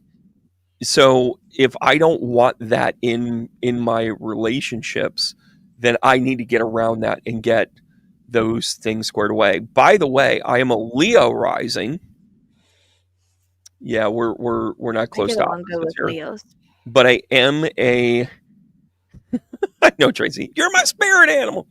I'm a Leo rising, and my 6th house has Jupiter and the moon in conjunct in Aquarius. So I think that there's, like, when you look at, if you're gonna be forming, you know, a league of justice, you're gonna want to make sure that you have a lot of balances, right? They're just busting balls out there, aren't they? Tracy, might I add, I really like that you go both ways on both of our channels. That's talent. Are you like on your phone on one and your computer on another? Tracy goes both ways. How do you feel about that? Yeah, she does. She does. She's an Aries. But I told her, I was like, you know, you have to have Aquarius somewhere because she's so eccentric. And so we found out she does have an Aquarius moon. So I was like, oh yeah, the Aquarius moon, like, listen, I'm down with that. I could write a book on that. I should write a book on that. But the moon signs are super important, you know, not only to that intuitive thing, but how you handle relationships too, you know. Being a Libra moon, you know, what's that? Single for 12 years, thinking everybody's out to kill me. Hey, I've had only psychopathic partners, so I kind of just like, then I work true crime, and I'm just like, I don't trust anybody. anybody. Yeah, listen, I mean, if nothing else, I mean, without being rude, I mean, I'll say it right here. I mean, I know where to hide them. I know where to, like, I don't want to be rude about that. But it's that's an interesting name. Lost Voices with Jackie. I wonder, does she work with I missing think she persons puts as up well? like true crime stuff. Yeah. A lot of true crime stuff. Yeah, that's cool. Yeah. I find that that dynamic with the mediumship stuff, it does get us out there, right? It gets us out there and it gets us popular, it gets us known and that sort of thing. But for me, there's always really good work. I take a lot of pride when I'm doing this stuff to work with. Cool. Lost Voices. I'll check it out. Send me a link if you can. That's one of those things that for me, this is what I get out of it. And this is also me having exposure the way that I've had and knowing the troopers and knowing that stuff. I find myself providing an emotional IQ level that they might not have. I tell a story in my book. There were very limited things I can still even talk about or write about. And when I do talk about stuff, I'm going to leave out shit ton of detail. Yeah. But I had worked on a case. I remember it was the Sunday before Thanksgiving. And there was this group of herbalists. It was like an herbalist commune in Thatcher Park in New York here, but just outside of Albany.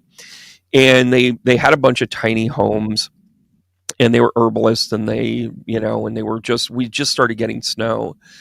And I got a phone call from the family that called me and was like, our daughter's missing. We cannot find her. She put on her stuff. She was going into the woods. She was looking for, herbal stuff, mushrooms, whatever. And she turned it around. She went missing. They couldn't find footsteps. They couldn't find whatever. It is the first time that any training and work that I had done with a shaman paid off. Because I had worked with this owl who showed me the oversight. I mean, it was... as a skeptic coming into it, I was even like, holy shit, this is really happening. And I talked about her moving through the trees. And they were just like, you're crazy. They found her at about the trooper who was a dick, who was the post dick right there, right? When you come in and you look somebody like me in the eye, and I'm sitting there with the people, and I'm like, she's going to be found tonight. I know she's going to be found tonight. And then the trooper comes in, who's this, wet behind the ears. I don't even think he's got hair on his ass yet. Says, all right, what do you know, tough guy? And I'm like, are we in a bar? Is that what we're doing? Because how about them apples, right? And I took this piece of paper and I just started to kind of draw things, because I'm like, okay, this is what you're showing me tonight. This is what we're going to do.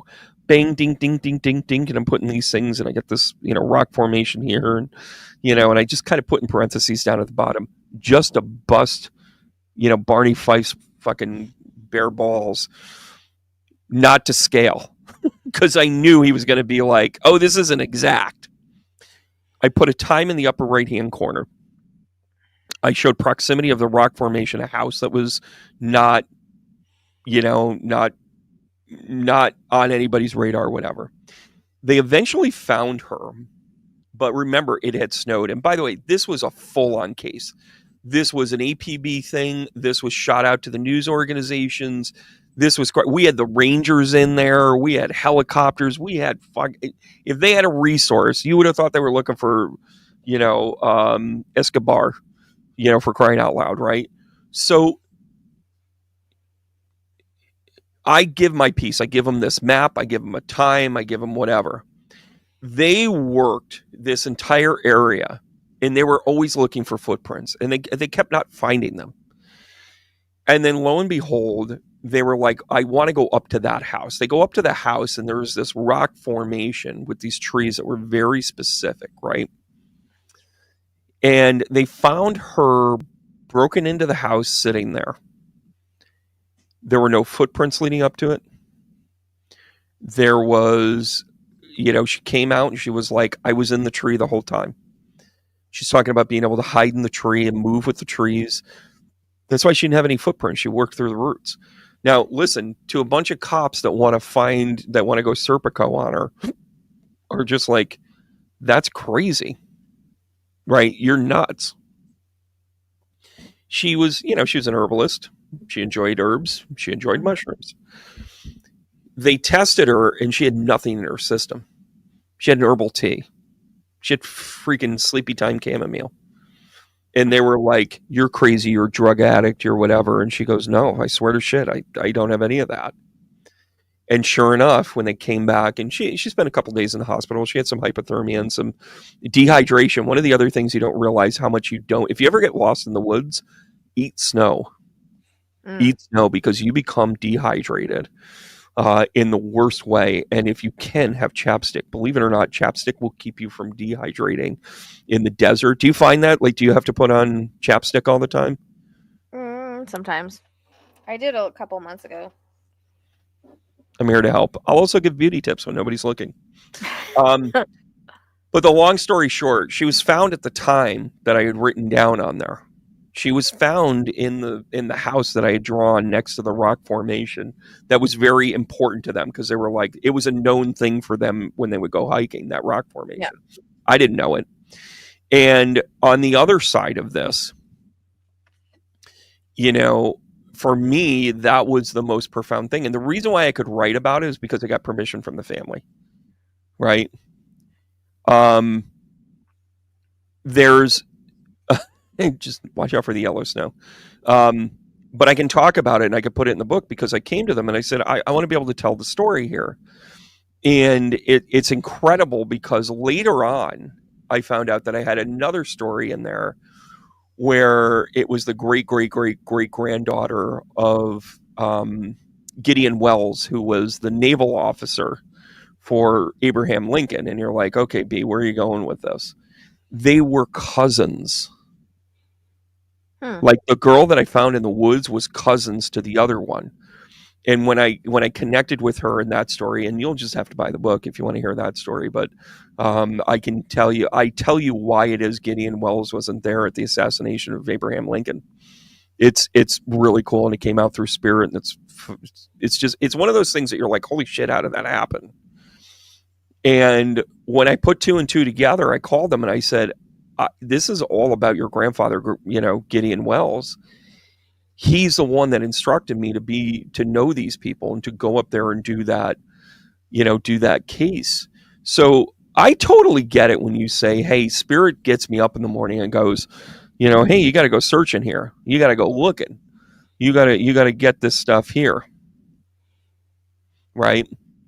Anyways, do you ever, what's your biggest fear in this? We'll bring it home here. And I think we should do this again.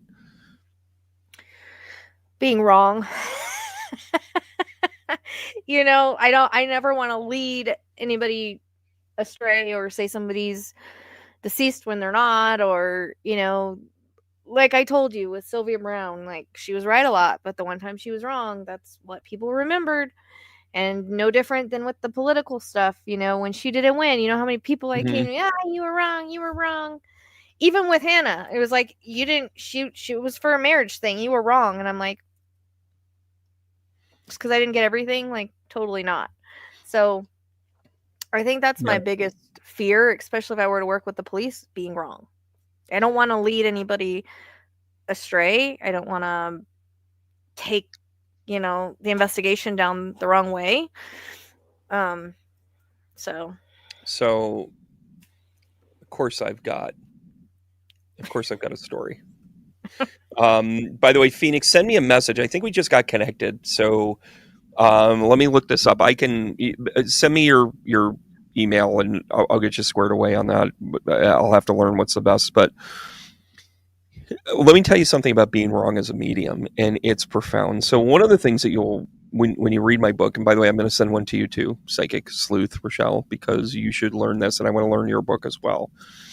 I'm very cathartic in what it's a learning tool. It's a learning tool for anybody that does this work, right? Like, I fancy myself a teacher. I've taught at New Mexico State. I've taught at Casadega. I've taught at Lilydale. I've done things at Omega and Kripalu and all over the world, right? the value of being incorrect sometimes is undervalued. And when I tell you the story, it's going to make perfect sense. There was a woman that came to me, and her daughter had a Ewing sarcoma cancer that was incredibly aggressive and attacked the bone. And she'd already lost the lower half of one of her legs. Sweetest girl you've ever met. She was one of those people that were just, she lit up the room, but she wasn't ostentatious. She was just kind. She just had a great vibe about her. So her and her daughter came to me for a reading, and I weaved this tale of her getting back up on the horse and doing writing, and, you know, seeing her dad walk her down an aisle, working with things. And she left. She goes, that's what I needed to hear. Her mother's crying. She goes, yes, we're going to beat this. Don't you worry. We're going to get there. And when we got there,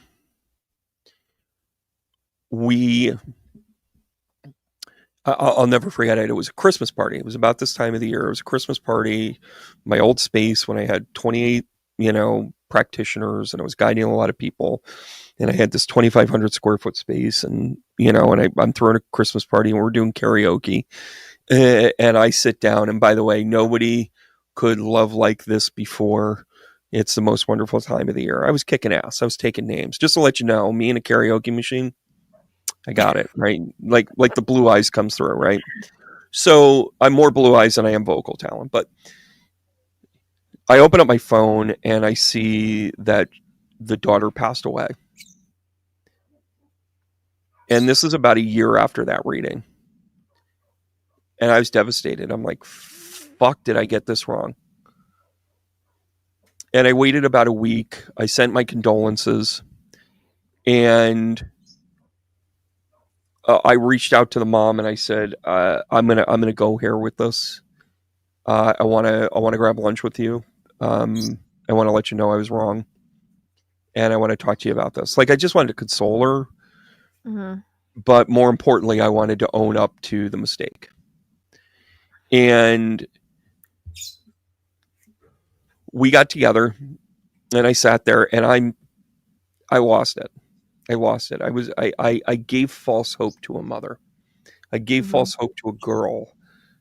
And I'm like, I'm holding myself accountable, because one of the things that I really realized in authenticity is you need to know who you are, and you have to be willing to understand where your ego is in it. Your ego has to be good enough to present it, and your ego has to be strong enough to learn from it, right? Mm-hmm. In that moment, though, I was willing to hold myself accountable and say to her, who just lost her daughter, buried her daughter a month ago, I was wrong. I told you she was going to walk down an aisle. And she listened to me for 20 minutes. She watched me struggle. She's like, this is him. And by the way, she has her chops in her healing dynamic as well, right?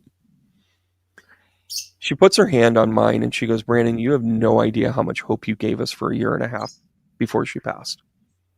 She never would have ridden a horse again, and she did. You encouraged her to write, and now I have journals of her that I can pore over and always remember her. I did exactly what Spirit wanted me to do. My ego got it wrong. Yeah. My service to Spirit knocked it out of the park. So cut your shit. I know. You have the dynamic that you can, and I use the word dynamic often because dynamic is an energetic term. These people are visiting you because they need to be heard, right?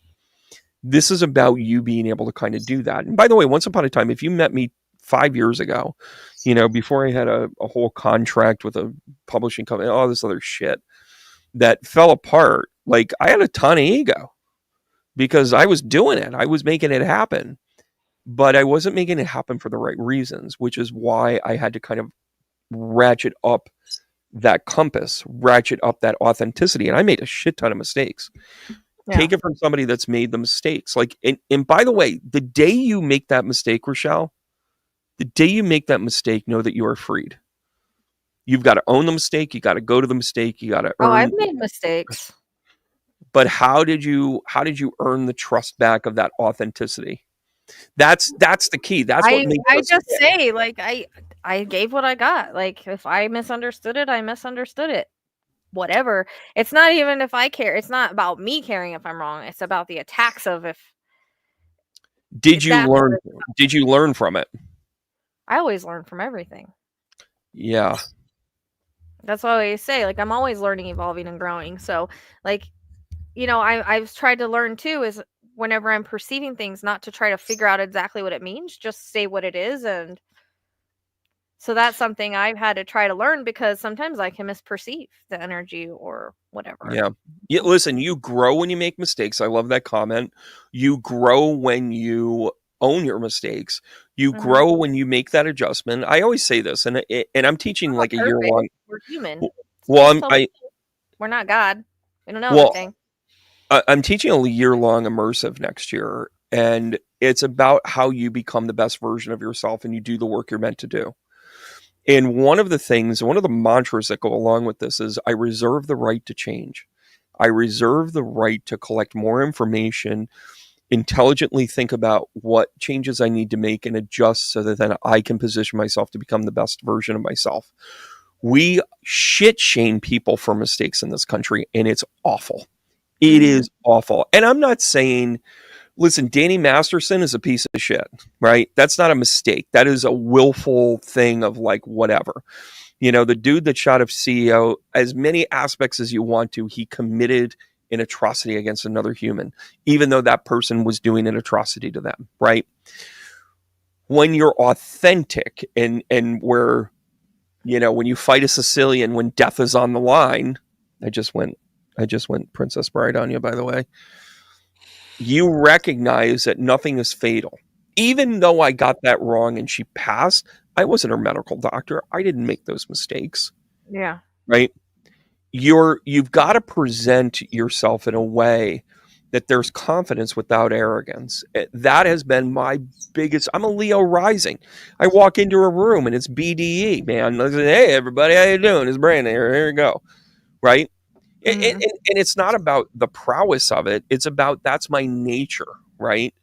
I needed to learn how to take that aspect of me and show the kindness through it. The thing that you're figuring out right now is what your groove is. That's it. Yeah. You know, you're smart. You got this, right? Have fun storming the castle. You think it'll work? It'll take a miracle. I can go all night, kids. No, I mean, I've come a long way. And when you look at me to when I was back, 12 years ago, when I first started this, I was very quiet, very scared, very, I'm still putting the information out because I have to, but I'm very much different than I am now. I've obviously grown through it. I've learned a lot. I've learned from every reading I've done. I've learned from every case I've done. There it is. The biggest thing about my cases and the thing that I get so stressed out about or I get frustrated with is location. I can see it. I have a harder time finding it on the map and I get very irritated with it. But then I notice, like, when I do look at a map and I'll get pulled back and forth to one area. Sometimes, not always. I've learned from other cases that feeling of an obsessive pull or I keep going back to this area, right? But during the time, it doesn't click. It's like, okay.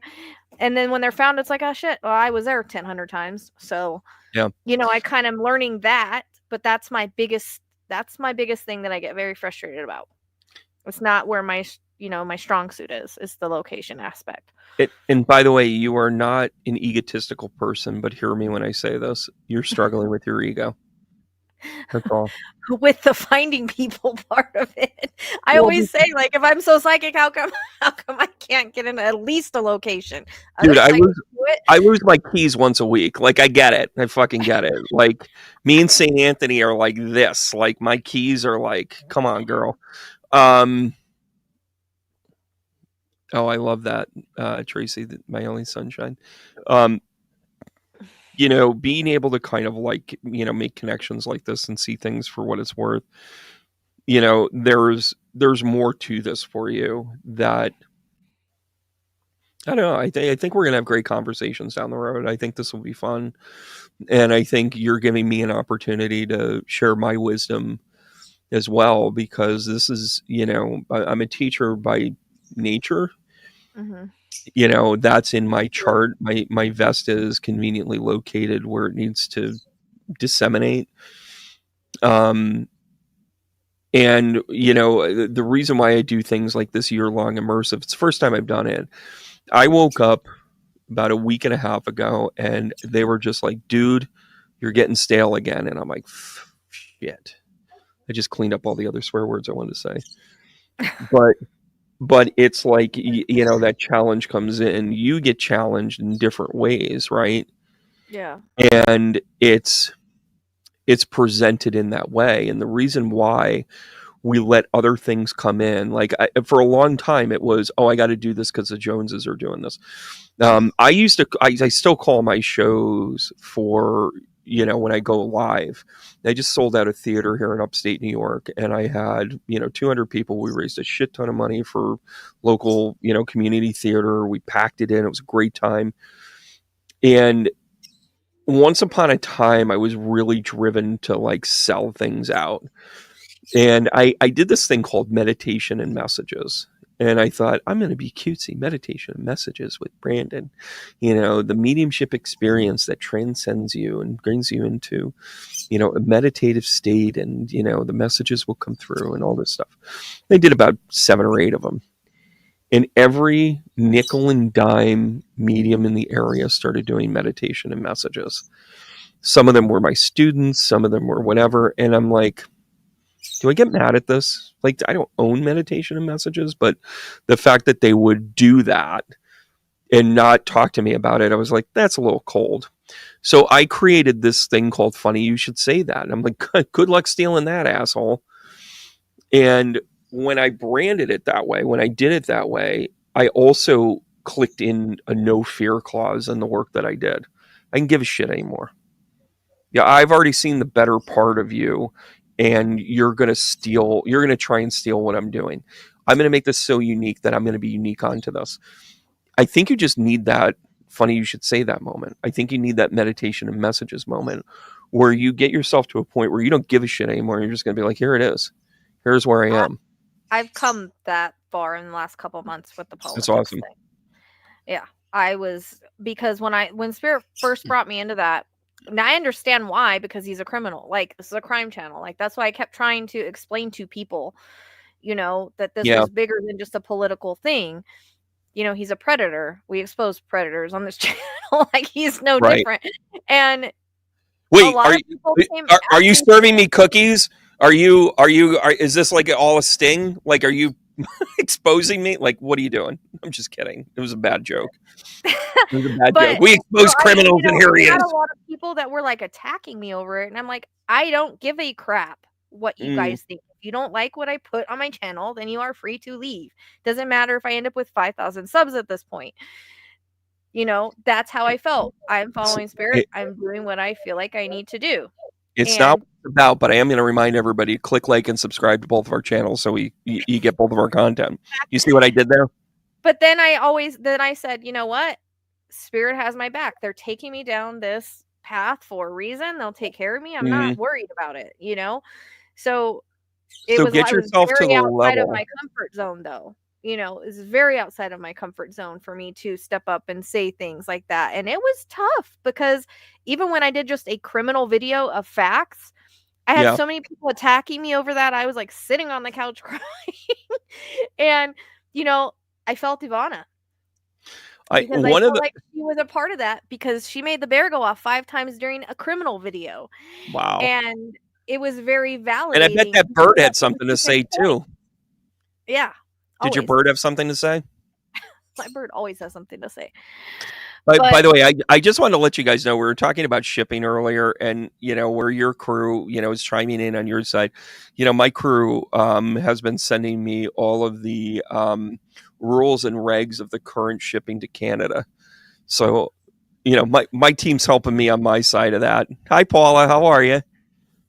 So what's Ann loving here? And there's things that I feel like I've gotten that will come to pass, because there was a validation I saw last night about Trump. What does that look like for you?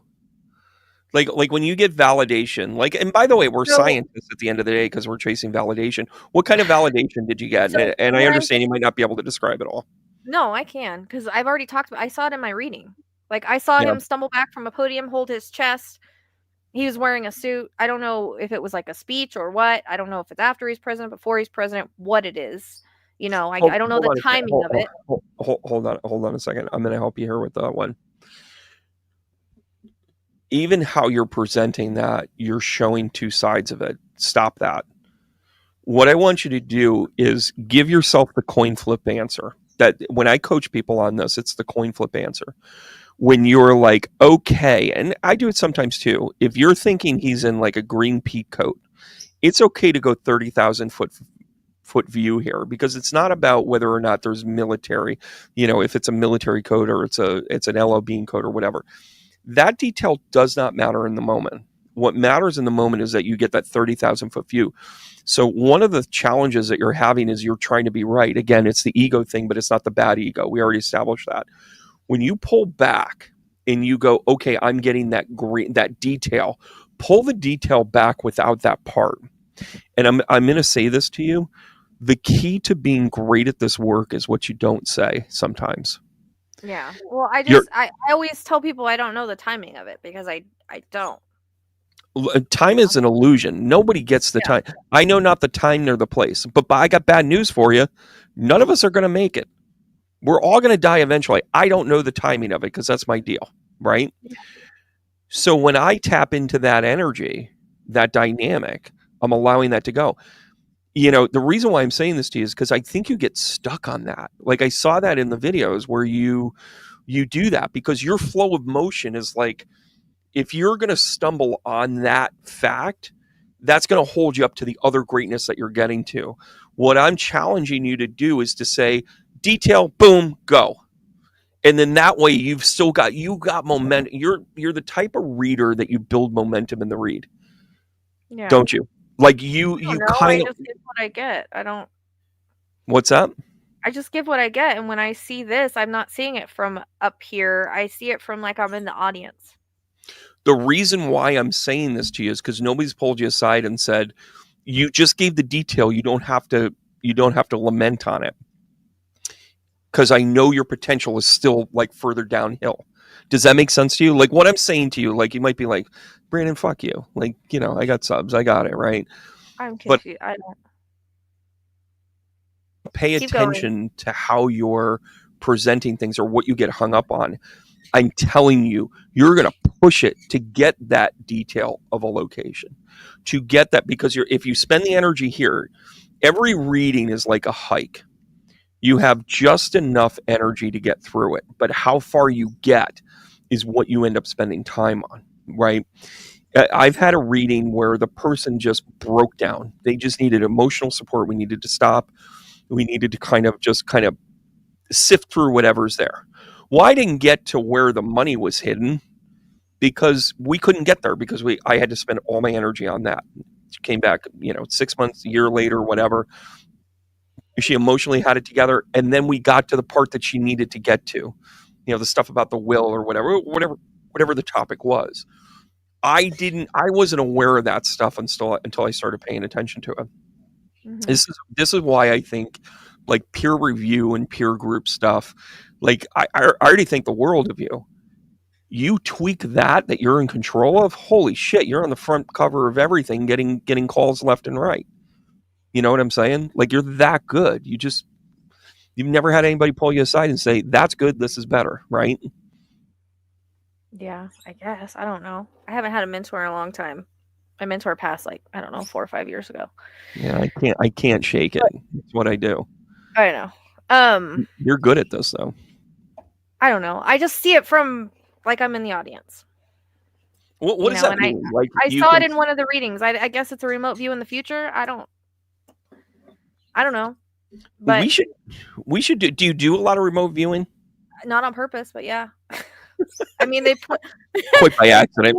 They put me in the submarine or not the real submarine, the submersible. They put me in that. They put me on a plane. Like, sometimes if I'm in the freaking woods where someone's missing, like I can't see nothing but woods. Sometimes I'm third person. Sometimes I'm the victim. Sometimes I'm the perp. So sometimes I remote view, but I don't know.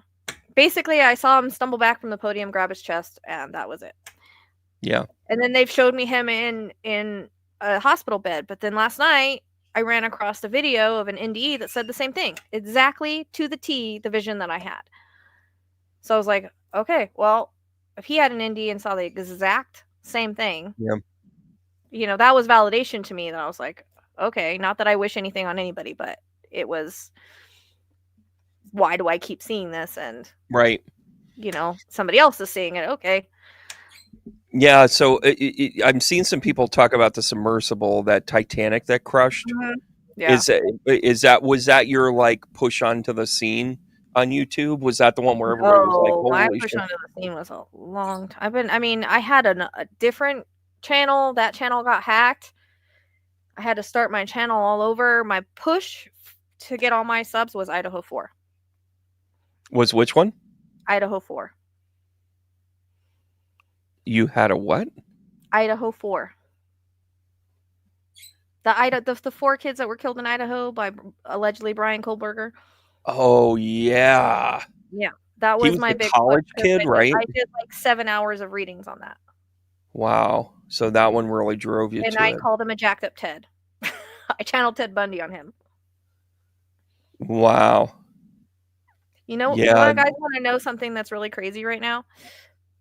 Libby, who is the most weirdest cat, she doesn't get in my lap ever. She's very spicy. She just climbed in my lap. And she's laying in my lap. And she hasn't laid in my lap since she was a kitten. This is weird. Because she must like Brandon. I don't know. Like, have Libby in my lap right now is weird. She's usually smacking me. Well, the cats do tend to like me. That was awful, Brandon. I can't believe that you just said that over the airwaves. By the way, half of you just looked at the screen and went, "Come on, B, really?" I will tell you that I have a calming effect on animals. Whenever I go to a home party, I spend the first few minutes with whatever dog, cat, pet, whatever. And by the way, I love your hecklefish over your left shoulder there. Do you get the hecklefish thing? Mm-hmm. And it's funny where, how animal. I always say this. I've only had one. Oh God, I got so many stories. You've been doing this for 15 plus years. I went to a home party once, and it was kind of in the middle of nowhere. It was on like a county route. We'll just say it that way. And I go out there and I go to walk in, and this dog lost his shit on me. He's trying to nip at me. He's like, and if I come in, like I said, I get to know the animals, right? Like I bring it right in there, and there you go. No, you're not going on the computer. I love it. Meow meow. Looks a lot like George, by the way. She's a female. I found her. That's great. She's a rescue. Yeah. I told you were a good person. By the way, I adopt the kids. You can adopt the animals. It's all good. But when I walked in there, this dog lost his shit on me. And after about 10 minutes of the dog being in the back room, trying to break out of the room and like knocking down the door, and they had like a kid's gate, and it was just barreling over, and he was attacking me. And I said, "Guys, I can't do this." Like I was flipped out. I'm glad you guys got the Wi-Fi thing. By the way, I know one of the producers, as it turns out, so stay tuned with that. I politely said, "Hey, I can't do this. I'm shaken up. This is messed up for me." I get in the car and I leave. Next morning, I get up and I one of my colleagues, one of my peers, I was like, she was a student for a bunch of years, and I called her in the morning. I called her on the way home, and I got to talk to you about this. She didn't answer. Talked to her the next day, and she goes, what how was the home party last night? And I was like, didn't happen. I walked in, the dog attacked me, literally couldn't do it, left. And then she starts laughing. She goes, "It's not the house that got raided last night by the DEA, is it?"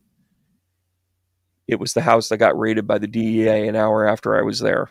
That dog was looking out for me and wanted me to get the hell out of there. Yep.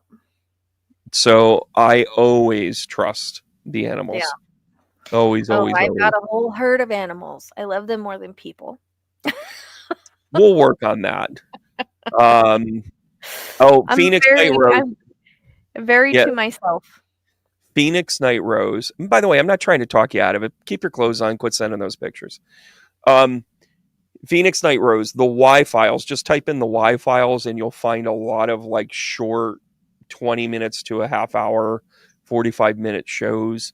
It's well produced. They pull apart everything from Operation Paperclip to UFO sightings to the Kennedy assassinations, the moon landing. Everybody knows Hecklefish does not believe the moon is real. Like, it's just, it's great characterization too. And it's entertaining and informational as well. And it plays both sides. It does not, a lot of the things, and I think as we kind of grow into this, you know, I'm launching a channel next year, and I definitely want you to be a part of it. And it's about truth seeking. We are a very social species. We are learning how to become truth seeking species. And the thing that I really like about the truth files is that he literally presents all of the information and says, here are the parts for you to believe in the moon landing. Here are the parts that are debunked. Here are the reasons why the XYZ could happen. Here are the reasons not. He gives both sides of the story. I think we have to start presenting things with both sides of the story, not in doubt, not to hedge our bets, but rather I think we are changing how we go with things. I mean, think about political parties. We aligned ourselves with a political party because we want to be socially accepted. That shit's getting blown up. So it's not about the social aspect anymore. It's actually about the truth seeking things. And that's another thing that you really present in the work that you're doing. You're like, I don't really give a shit if you like me or not. This is what it is. You don't have to be abrasive about it, but you can be, you know, kind of sure of yourself, right? Full spectrum reviews. Don't have to subscribe to the channel, and they don't have to watch the videos they don't want to watch. Like, if they don't want to do that, because I get a lot of, where's your crime stuff? You know, and it's like, my crime stuff is still there. Yeah, you know, it's not up to you guys. I don't listen. Sorry, unfortunately, I don't listen to what people want me to do. I listen to what Spirit wants me to do. That's fair. Spirit guided in what I do, you know. It's like people ask me to do cases. I'm like, no, Spirit doesn't take me down that way. I don't want to go that way, you know. Yeah, without ego, without bias, without advertisers, without grift. I mean, you know, listen, if you want to get into even what we're seeing here, people ask me all the time what I think of Joe Rogan, because he's a polarizing person, but I think he's done a fairly good job at having an opinion, but not necessarily picking a lane. And you're like, but he had Trump and he didn't have her, blah, blah, blah, all that other stuff. But he used to hate Trump, but now he loves Trump. That's the thing that bothers me about him. Well, hold on a second. He, in defense, and I don't disagree with you. If that's what your position is, it's great. But I want you to consider this. The one thing that Joe Rogan has done really, really well to the energy of knowledge is he has presented the counterculture undercurrent stories that were never getting presented, right? So, I mean, I'm talking about, you know, Bob Lazar. I'm talking about, oh my gosh, I can see him here. He's one of the theorists about, you know, the Younger Dryas and how Göbekli Tepe is really kind of a template of the way the world looked at a certain time, and he's getting outcast by all of this. He had the engineers and the physicists of 9/11. Like, you know, they are just like, you got to be shitting me. And he gave them a voice. Now, the corruption comes in when he's this multi-billionaire and he's working with all of this stuff here too. He turned a lot of us sullied because he chose to go down this political route where at one point he's like, hey, I can get Tulsi Gabbard on here. Hey, I can get Elon Musk on here. What he wasn't getting was the Pete Buttigieg's, who would fucking eviscerate him. I love him. Oh, my God, Graham Hancock. Thank you, Trish. I knew you know him. Him and is it Jasmine?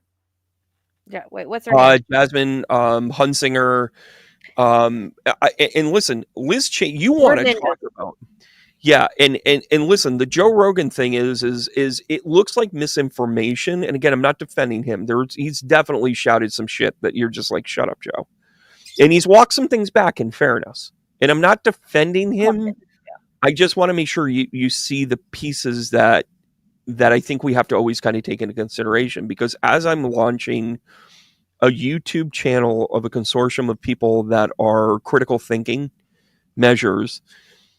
The part that he did well was he gave the voice to other people. His sin in this is he is getting paid and he's thinking, shit, this is what I'm doing. Now, having known people that know Joe Rogan, his operating system is very much about taking care of the people around him, taking care of his taking care of his kids, taking care of his ex, taking care of people that are around him. He's gone about it in a way where he missed huge opportunities of authenticity. He should have said to Kamala, I'm not comfortable with Trump being on here and you not being. Whatever your rules are, I'm going to say okay to them. That was a problem. That is a problem for him, for our perception. But could he do well again? I mean, I watched the Elon Musk thing when they're sitting there smoking pot, and I'm just like, I thought to myself, like, what an eccentric genius. If he can bring us into the 21st century and land us on Mars, I guess I'll deal with him. Now that he's fucked around with our politics, he can kiss my fucking red, white, and blue ass. And Joe Rogan is an accomplice to it. So that's my current update. But I'm also not going to throw the baby out with the bathwater when it comes to Rogan. If Rogan gets some sort of political position, which I don't think he will, Joe Rogan is positioning himself as the next Rush Limbaugh. That's what people should be worried about. Because he didn't start out that way. He started out very authentic.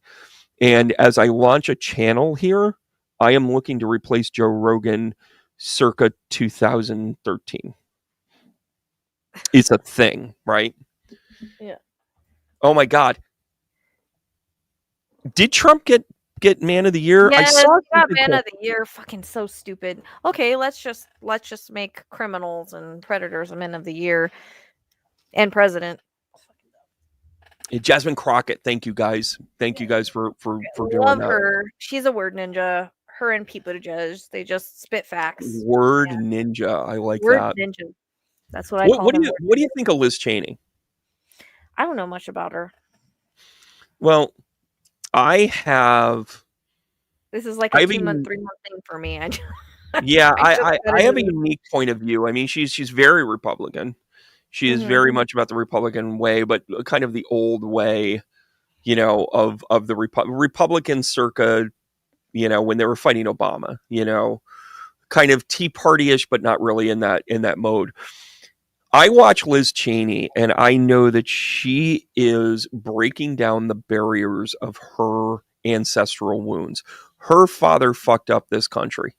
Her father has done the most dastardly shit ever. He was a war profiteer. He turned back planes that could have shot down planes. He positioned things. He grifted. He grifted more than Trump ever did, which is an amazing thing to actually say, right? Mm-hmm. And the idea of trying to take this out, the fact that she would fight someone that looked more egregious than even her father, who, by the way, didn't take the podium. He just pushed the levers, right? He was behind the curtain. When I look at Liz Cheney, I don't see a political person. I see somebody that wants to fix her ancestral wounds, and she's the only one that would be able to kind of like do it in her ancestry. So I don't agree with all of her politics, but I enjoy the spiritual ride that she's being presented, right? Right? Yeah, don't go hunting with him. That's right. It was that hysterical when like he shot his friend in the face and you're just like, who fucking gets away with shooting somebody in the face when they go hunting? Like, you're not even a good shot, Dick. By the way, his name is Dick. I'm not swearing. Liz's dad is Darth part penguin. I can go off on that all day long, right? But I think it's interesting though where we're at in all of this, you know, and it's interesting that we would bring up like Joe Rogan or whatever, because we're kind of going to be none of your business. Oh my gosh, you're 9/11. Can we talk to her for a second here, Rochelle? Do you have a few more minutes? Yeah, I'm just gonna turn on my heater. I'm getting cold. Just hang out for a minute. Yeah, go ahead. Let it rip. You're in the desert and you're cold. How about that? Hey, Nunya, thanks so much for watching. I know you're out there a little bit. Were you in one of the towers? Um, where were you in 9/11? And I'm going to pull you up here. I despise the Cheneys as well for those things, but like I said, I was very specific about what I said about Liz. I'm very interested in her trying to fix what has gone wrong. I see an aspect of that. I will share that in 2000, I was laid off at the very end, right? And I was working for a telecom company. I was doing recruiting a little bit, and I had met with one of the big ones. Wow, 69th floor. Holy shit. So did you get out right away? Or were they like, oh no, you can finish work? You froze. So I had interviewed, I got in a job. It was working with one of the investment firms. I was going to be an internal recruiter. My job was going to be to basically go in. I was going to work Monday through Thursday. I was going to work 10-hour days. It was going to be one of those things. I'd find a hostel or something to live down there. And, yeah, we do have StreamYard. Do you want to come on? Rochelle, are you cool with that if we bring her on? We are getting very interesting around here, aren't you? How do I do this? Never a dull moment. I know, right? It's only letting me. Put the link in there.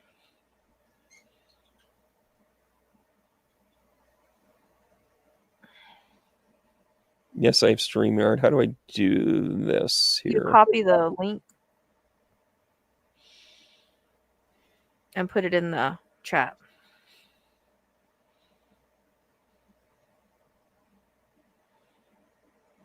I think this is what I'm doing. Here you go, Nunya. By the way, I love your commentary here. Can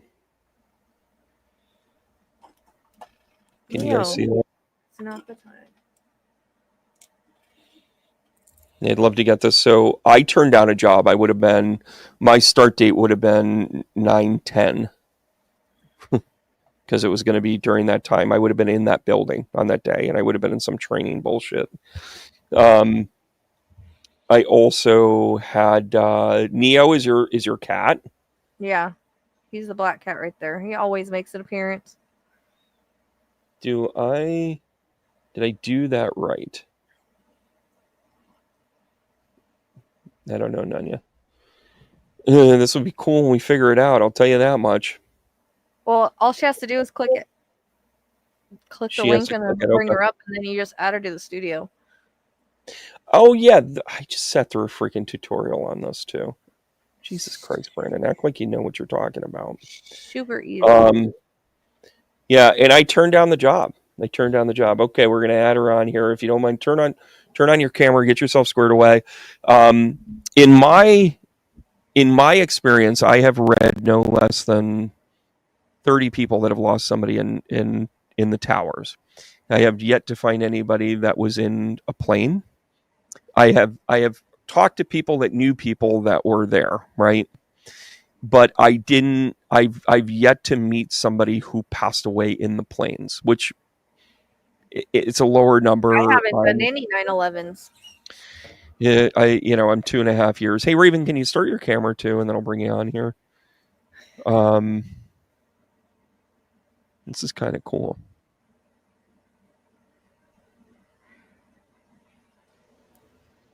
There you go. Yes, we have StreamYard. Hello, can you hear me? Hey, Raven, how are you? Do you mind turning on your camera? Yes, because my hair is nappy and I have my hair very well. Girlfriend, I got you. We'll cover you up. I got you. We're all good. It's just us girls here. So you work what? Can I ask what company you worked for? Port Authority in New York and New Jersey. Yeah. So when you were there, were you able to leave like right away when the plane hit? No, they told us to remain in our stations and wait for our fire company. This is the shit that drives me crazy, by the way. I can't hear her at all. Well, I mean, she's very muffled. I don't know if you guys can hear her better than I can hear her. I can't hear anything. I'm going to get my mic. There you go. What she said is she was told to work through her day and that it was just a fire. Oh. Wow. And it's yeah, there is a reason for everything. And for me, I'm not a conspiracy theorist. I am a fact-finding theorist. I am a critical thinking theorist.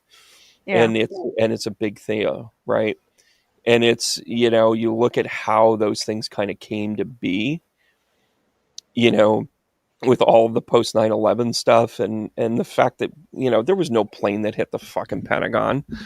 There was no plane. There were no bodies in Shanksville. There were no, I ended up talking to somebody who worked for the fire department outside of there, and he's ex-military, and they were driving to the site and he got the call off. They were like, why are you calling him off? And they said, no, it's been taken care of by another whatever. And that's like, it's a major plane crash for a terrorist attack. Wouldn't you want everybody here? Right? Wouldn't you want everybody all hands on deck on some level? Even if you put us in perimeter stuff, then wouldn't you still want resources there? Like he was like, this is a big red flag, and he was in the middle of it. Raven, how are you coming along there with your microphone? Can you hear me now? Yeah, you're a little clearer now. I'm going to do something kind of behind the scenes here too, and see if I can do something here. Not a lot of work here with this. So first of all, without further ado, I am going to say this to you. I'm really glad you're here. I am glad you're here on this side of the planet, on this side of the earth. And did you lose friends? Did you lose people that you knew and coworkers on that day? I lost 165 coworkers, including my legal secretary. I really don't talk about it at night, but I was in the building. I felt the plane or whatever it was over my head, and they were telling us that they had an explosion on Windows of the World because Windows of the World was in my building. Yeah. And so wow. Were you I know how work life goes, right? And the person, you're connected to the person. Were you super close to them? Did you have a life outside of work with some of your Yeah. We would go on Wall Street Wednesdays because if we worked in that area, we needed those Wall Street Wednesdays. It's right. Interfaith prayer at St. John's Church.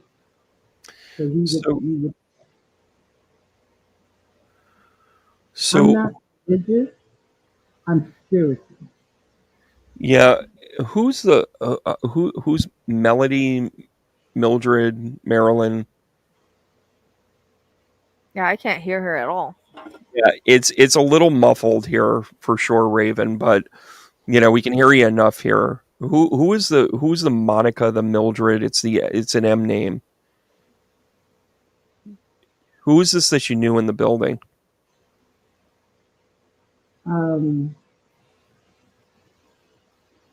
It's okay. This is kind of some deep therapy stuff. You know what I'd like to do, Raven? I would like to, if you'd be willing to,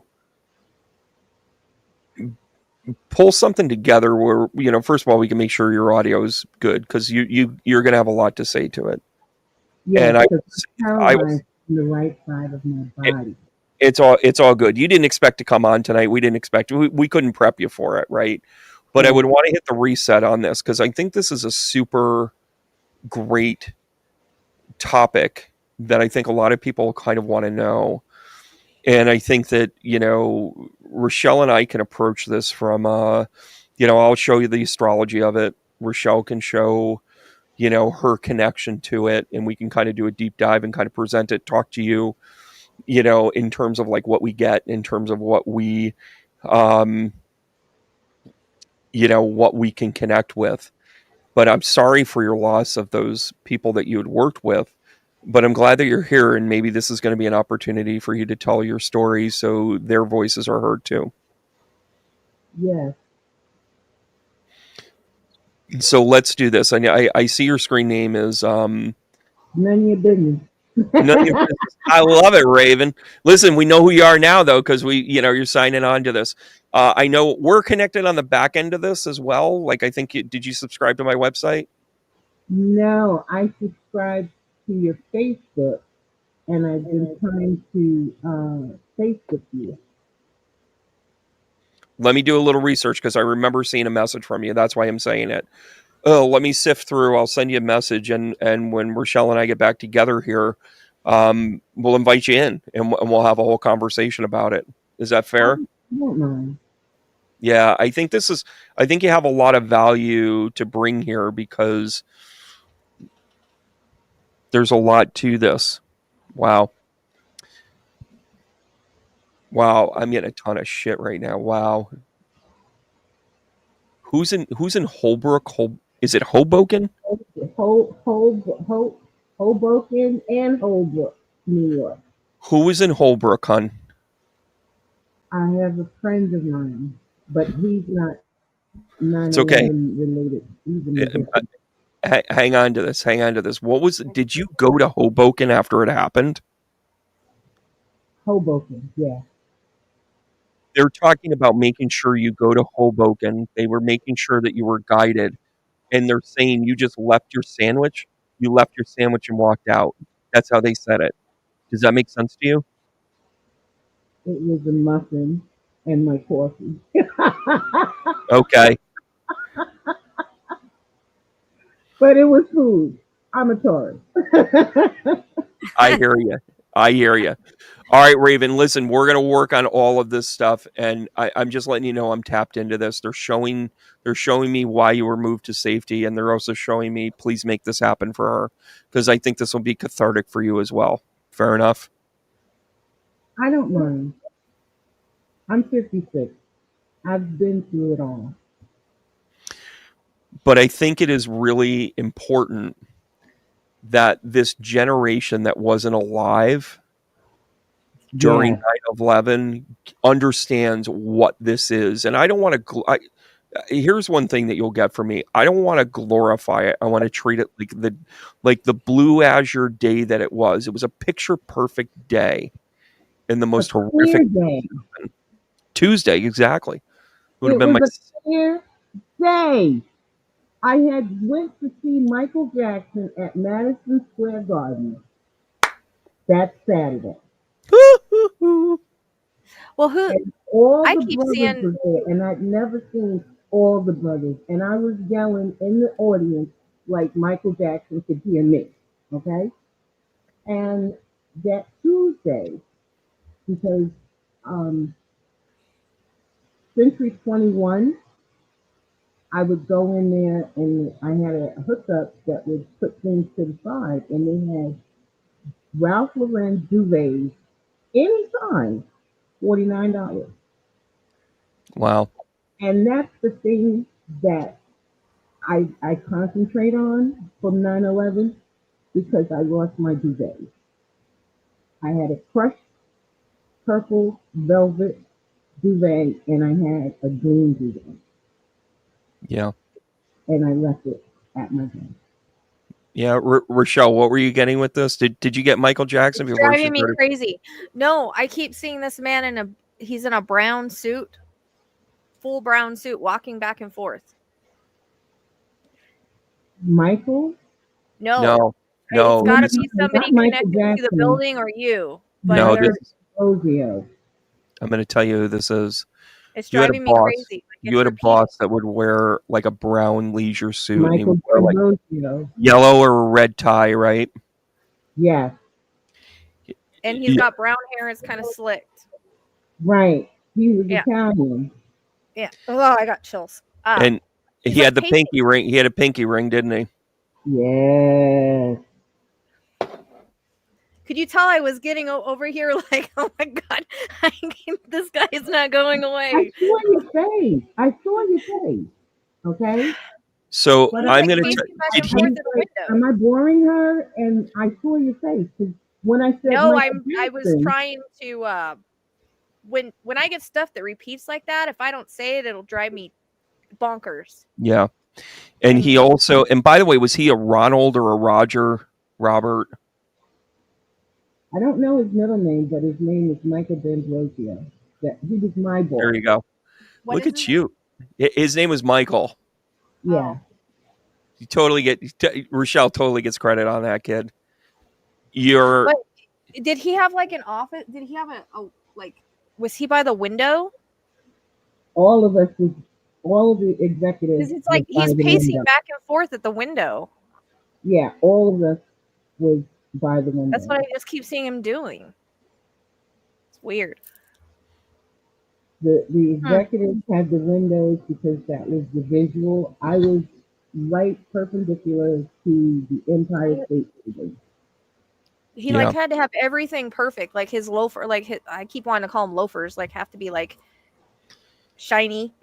Yeah. And his hair had enough oil in it. Yeah. Yeah. Wild.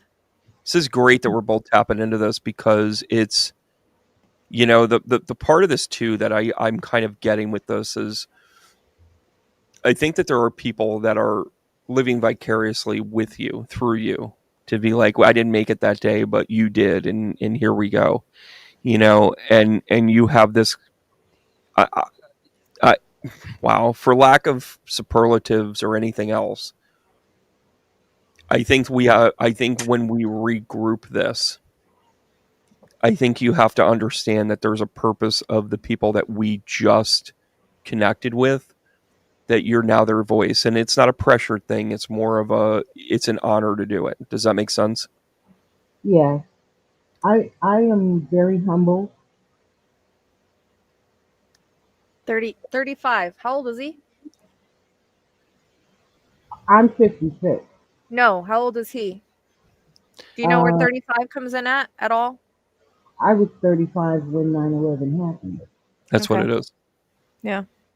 That's what it is. And I think that when you have that connection with someone, wow. He fought for me. They didn't want to hire a woman. Holy. And he was still in the tower. He was making sure people got out. He got out. He did get out. He passed away 4 years ago. I believe 10. What is April to him? I don't know. She might not know. I'm just telling you how he's describing himself. Yeah. He's coming through to both of us right now for you to recognize that he was there that day and he's part of the orchestrator on this, for us to say, sure, we'll pull you on. Sure, we'll get together. Right. I'm fine because I'm happy. And I know this is not BS. Because I'm from Jersey and I can smell BS from my end. I live in North Carolina and there's a lot of BS in North Carolina. Yeah. Yeah, that is wow. Listen, I'm honored to meet you, and I'm glad I met you on this side. I come in your room all the time. Is Raven your real name? Right. I'm very limited, and some of the mods, they know me from other rooms, and they're like, oh, she's doing typos, but she can't type because I'm paralyzed on the right side of my body. I can't hear. I'm paralyzed. Yeah. On the right side of my body. It's not related. Well, listen, let's regroup this. Let's have you on when we can get all our technical stuff done. Well, I'm tripping. You said 4 years ago he passed, right? Is Raven your real name or is that a fake name? No, that's my real name. It's your real name? No.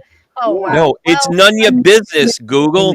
Well, you know, I'm just saying, I named a dog Raven 4 years ago. Like, I get half credit. Can I get half credit on that one? And I have an orange. She was a puppy that I cat. I love everything about this. I always have that shit happen. It's and crazy. He despises me. I can't get him to. He loves me, but he despises me. He doesn't let me hold him for nothing in the world. Who does? Yeah. My orange spicy cat, Mars. Oh, yeah, I got one of those actually, which is weird because she's laying here right now. But usually she's very spicy like that. Yeah, that is fantastic. Well, listen, we'll get together because I had ordered another mic, so it should come here tomorrow. Great. Now I'm getting somebody else. Oh, and I can't hear her. Yeah, so that's let's regroup, and I say that politely so we can kind of do this. So, but I have to ask this, Brandon, because if I don't, it's gonna repeat. It's not gonna go away. Uh-huh. So there's a woman that I'm seeing. She's got curly hair, brown. Seems like she wears like a headband like this, and she's got a dress on, but it's like one of the old timey dress. Looks like it's blue, like it kind of frays at the and heels. That's my mother. Do you know anybody like that worked in that building? I'm getting a Lisa too. Yeah, yeah, hang on to that. Go ahead, Raven. What did you say? When she was asking me about the headband and the old-fashioned dress, I was saying that was my mother, but my mother didn't work for the Porter. Is she saying that looks like her mom? Is that what she said? Yes, that is what she said. Okay, because I can't hear. Yeah, and listen, this is why I want to put a button in it, because I think this is great stuff. And Rochelle, I remember what I said to you. It's just going to unfold right in front of us. Yeah, this is what it is. It's weird because it's coming very if I don't say it, it'll kind of drive me nuts. Good, I'm glad. So Raven, we're going to thank you for being part of this so far. We're going to regroup and have you on at another time when we can get the technical stuff squared away. Fair enough. Okay, hit me up on Shannon. What's that? Hit me up on Facebook. I will. We'll connect with it and we'll coordinate it, and that way we'll get you on here. And because I value everything that you have to say, I think everybody is going to value what you have to say, and I want to make sure that we do this the right way, right? So it's a tough thing to hear, which is why we would love to do this. I think this is going to be our style work. What do you think, Rochelle? It's crazy. I know. Well, I told you I was nuts. Raven, thanks so much for being a part of things. I'm going to kick you out of this, but don't take it personal. I'll follow up with you. Let's connect over the weekend, okay? Thank you. Okay, cool. All right, thanks again for sharing your story. I'm rejoining. You should ban them instead. No, I'm kicking the guest. I don't want to let her... Wow, that was pretty cool. Yeah, I usually don't... Right. It's kind of weird because usually, I don't always see them. You know what I mean? In that kind of descriptive way. Walk me through it. Are you doing that to me? Listen. People don't meet me by accident. I know. I don't meet anybody by accident. And listen. I'm the one that actually found you, and I sent you to somebody else. So I will give you full credit on this. Well, and I'm going to say this. What that tells me is you are deflecting what I could have connected to you. And now that it's kind of come full circle, and, it's... Did I do this to you? No. I was joking. Opening the opportunity for this to happen is what made it go. Does that make sense? Yeah. So the more times that you put yourself into opportunities to help or to connect, the more that you're going to do this. Like doing the YouTube stuff, and when people book with me on the regular and that sort of thing, which is amazing. YouTube gives me the opportunity to connect with more people. It gives me an opportunity to connect with you. And, Rochelle, like I said, you've got all this raw talent, and it's just tweaking things, right? Yeah, we're on the Leo Aquarius axis, Shannon. Like, the fact that we are fixed signs in our risings just tells me everything that we need to do, that this is this is going to grow, that we're going to have that creative tension. We operate in two different ways. Yeah. And I'll set the ground rules where if you feel like I'm stepping on your toes about something, it's not what I'm doing. I'm doing my job. And if that threatens you in some way, take a chill pill, because it's going to work out. You know what I mean? Mm-hmm. I love it. Love everything about this. Well, listen, kid, you want to do this again? I call you a kid. I do have 85. 82. 82. You were born in 82? Okay. So yes. We're 9 years apart. 9 years is a cyclical, a lot of soul path work for people 9 years apart from each other. And here's the thing. Here's the promise I can make to you. You ready? I'm going to do my best to help you be your best. Fair enough? Fair enough. Cool. What's your promise to me? I'm trying to think. I don't know what I can offer you. Tracy, this is your fault. I'll tell you. Whatever you need. Whatever you need. No, I want, that's your homework. Your homework is, what do you provide? Because your confidence level is the only thing missing here in most of the conversation. I'm a Leo rising. You're an Aquarius, and you're letting everybody else fall on each other. What I want to bring out of you is for you to be the person that you can kick ass and be, right? Mm-hmm. I've taught thousands of people how to do this work. That's not my pure role. We're going to have fun with this, right? But when I bring up something with years of experience, it's only because I know that you can knock this out of the park, right? Got it? Yeah, got it. Because you got it, kid. All right, guys, listen, I don't know how you do things, but I always give the crowd a nice heart tap. And that way we tell one another that we care and love for each other. And I just want to make sure that everybody remembers to simply keep going. Fair enough? Fair enough. Okay. All right, cool. Thank you guys so much, and I'll see you guys soon. Look for both of our channels. Make sure you like and subscribe, and we'll go from there. All right, guys. See you guys later. All right, thanks, Rochelle. See you next time. All right. All righty, bye. Bye.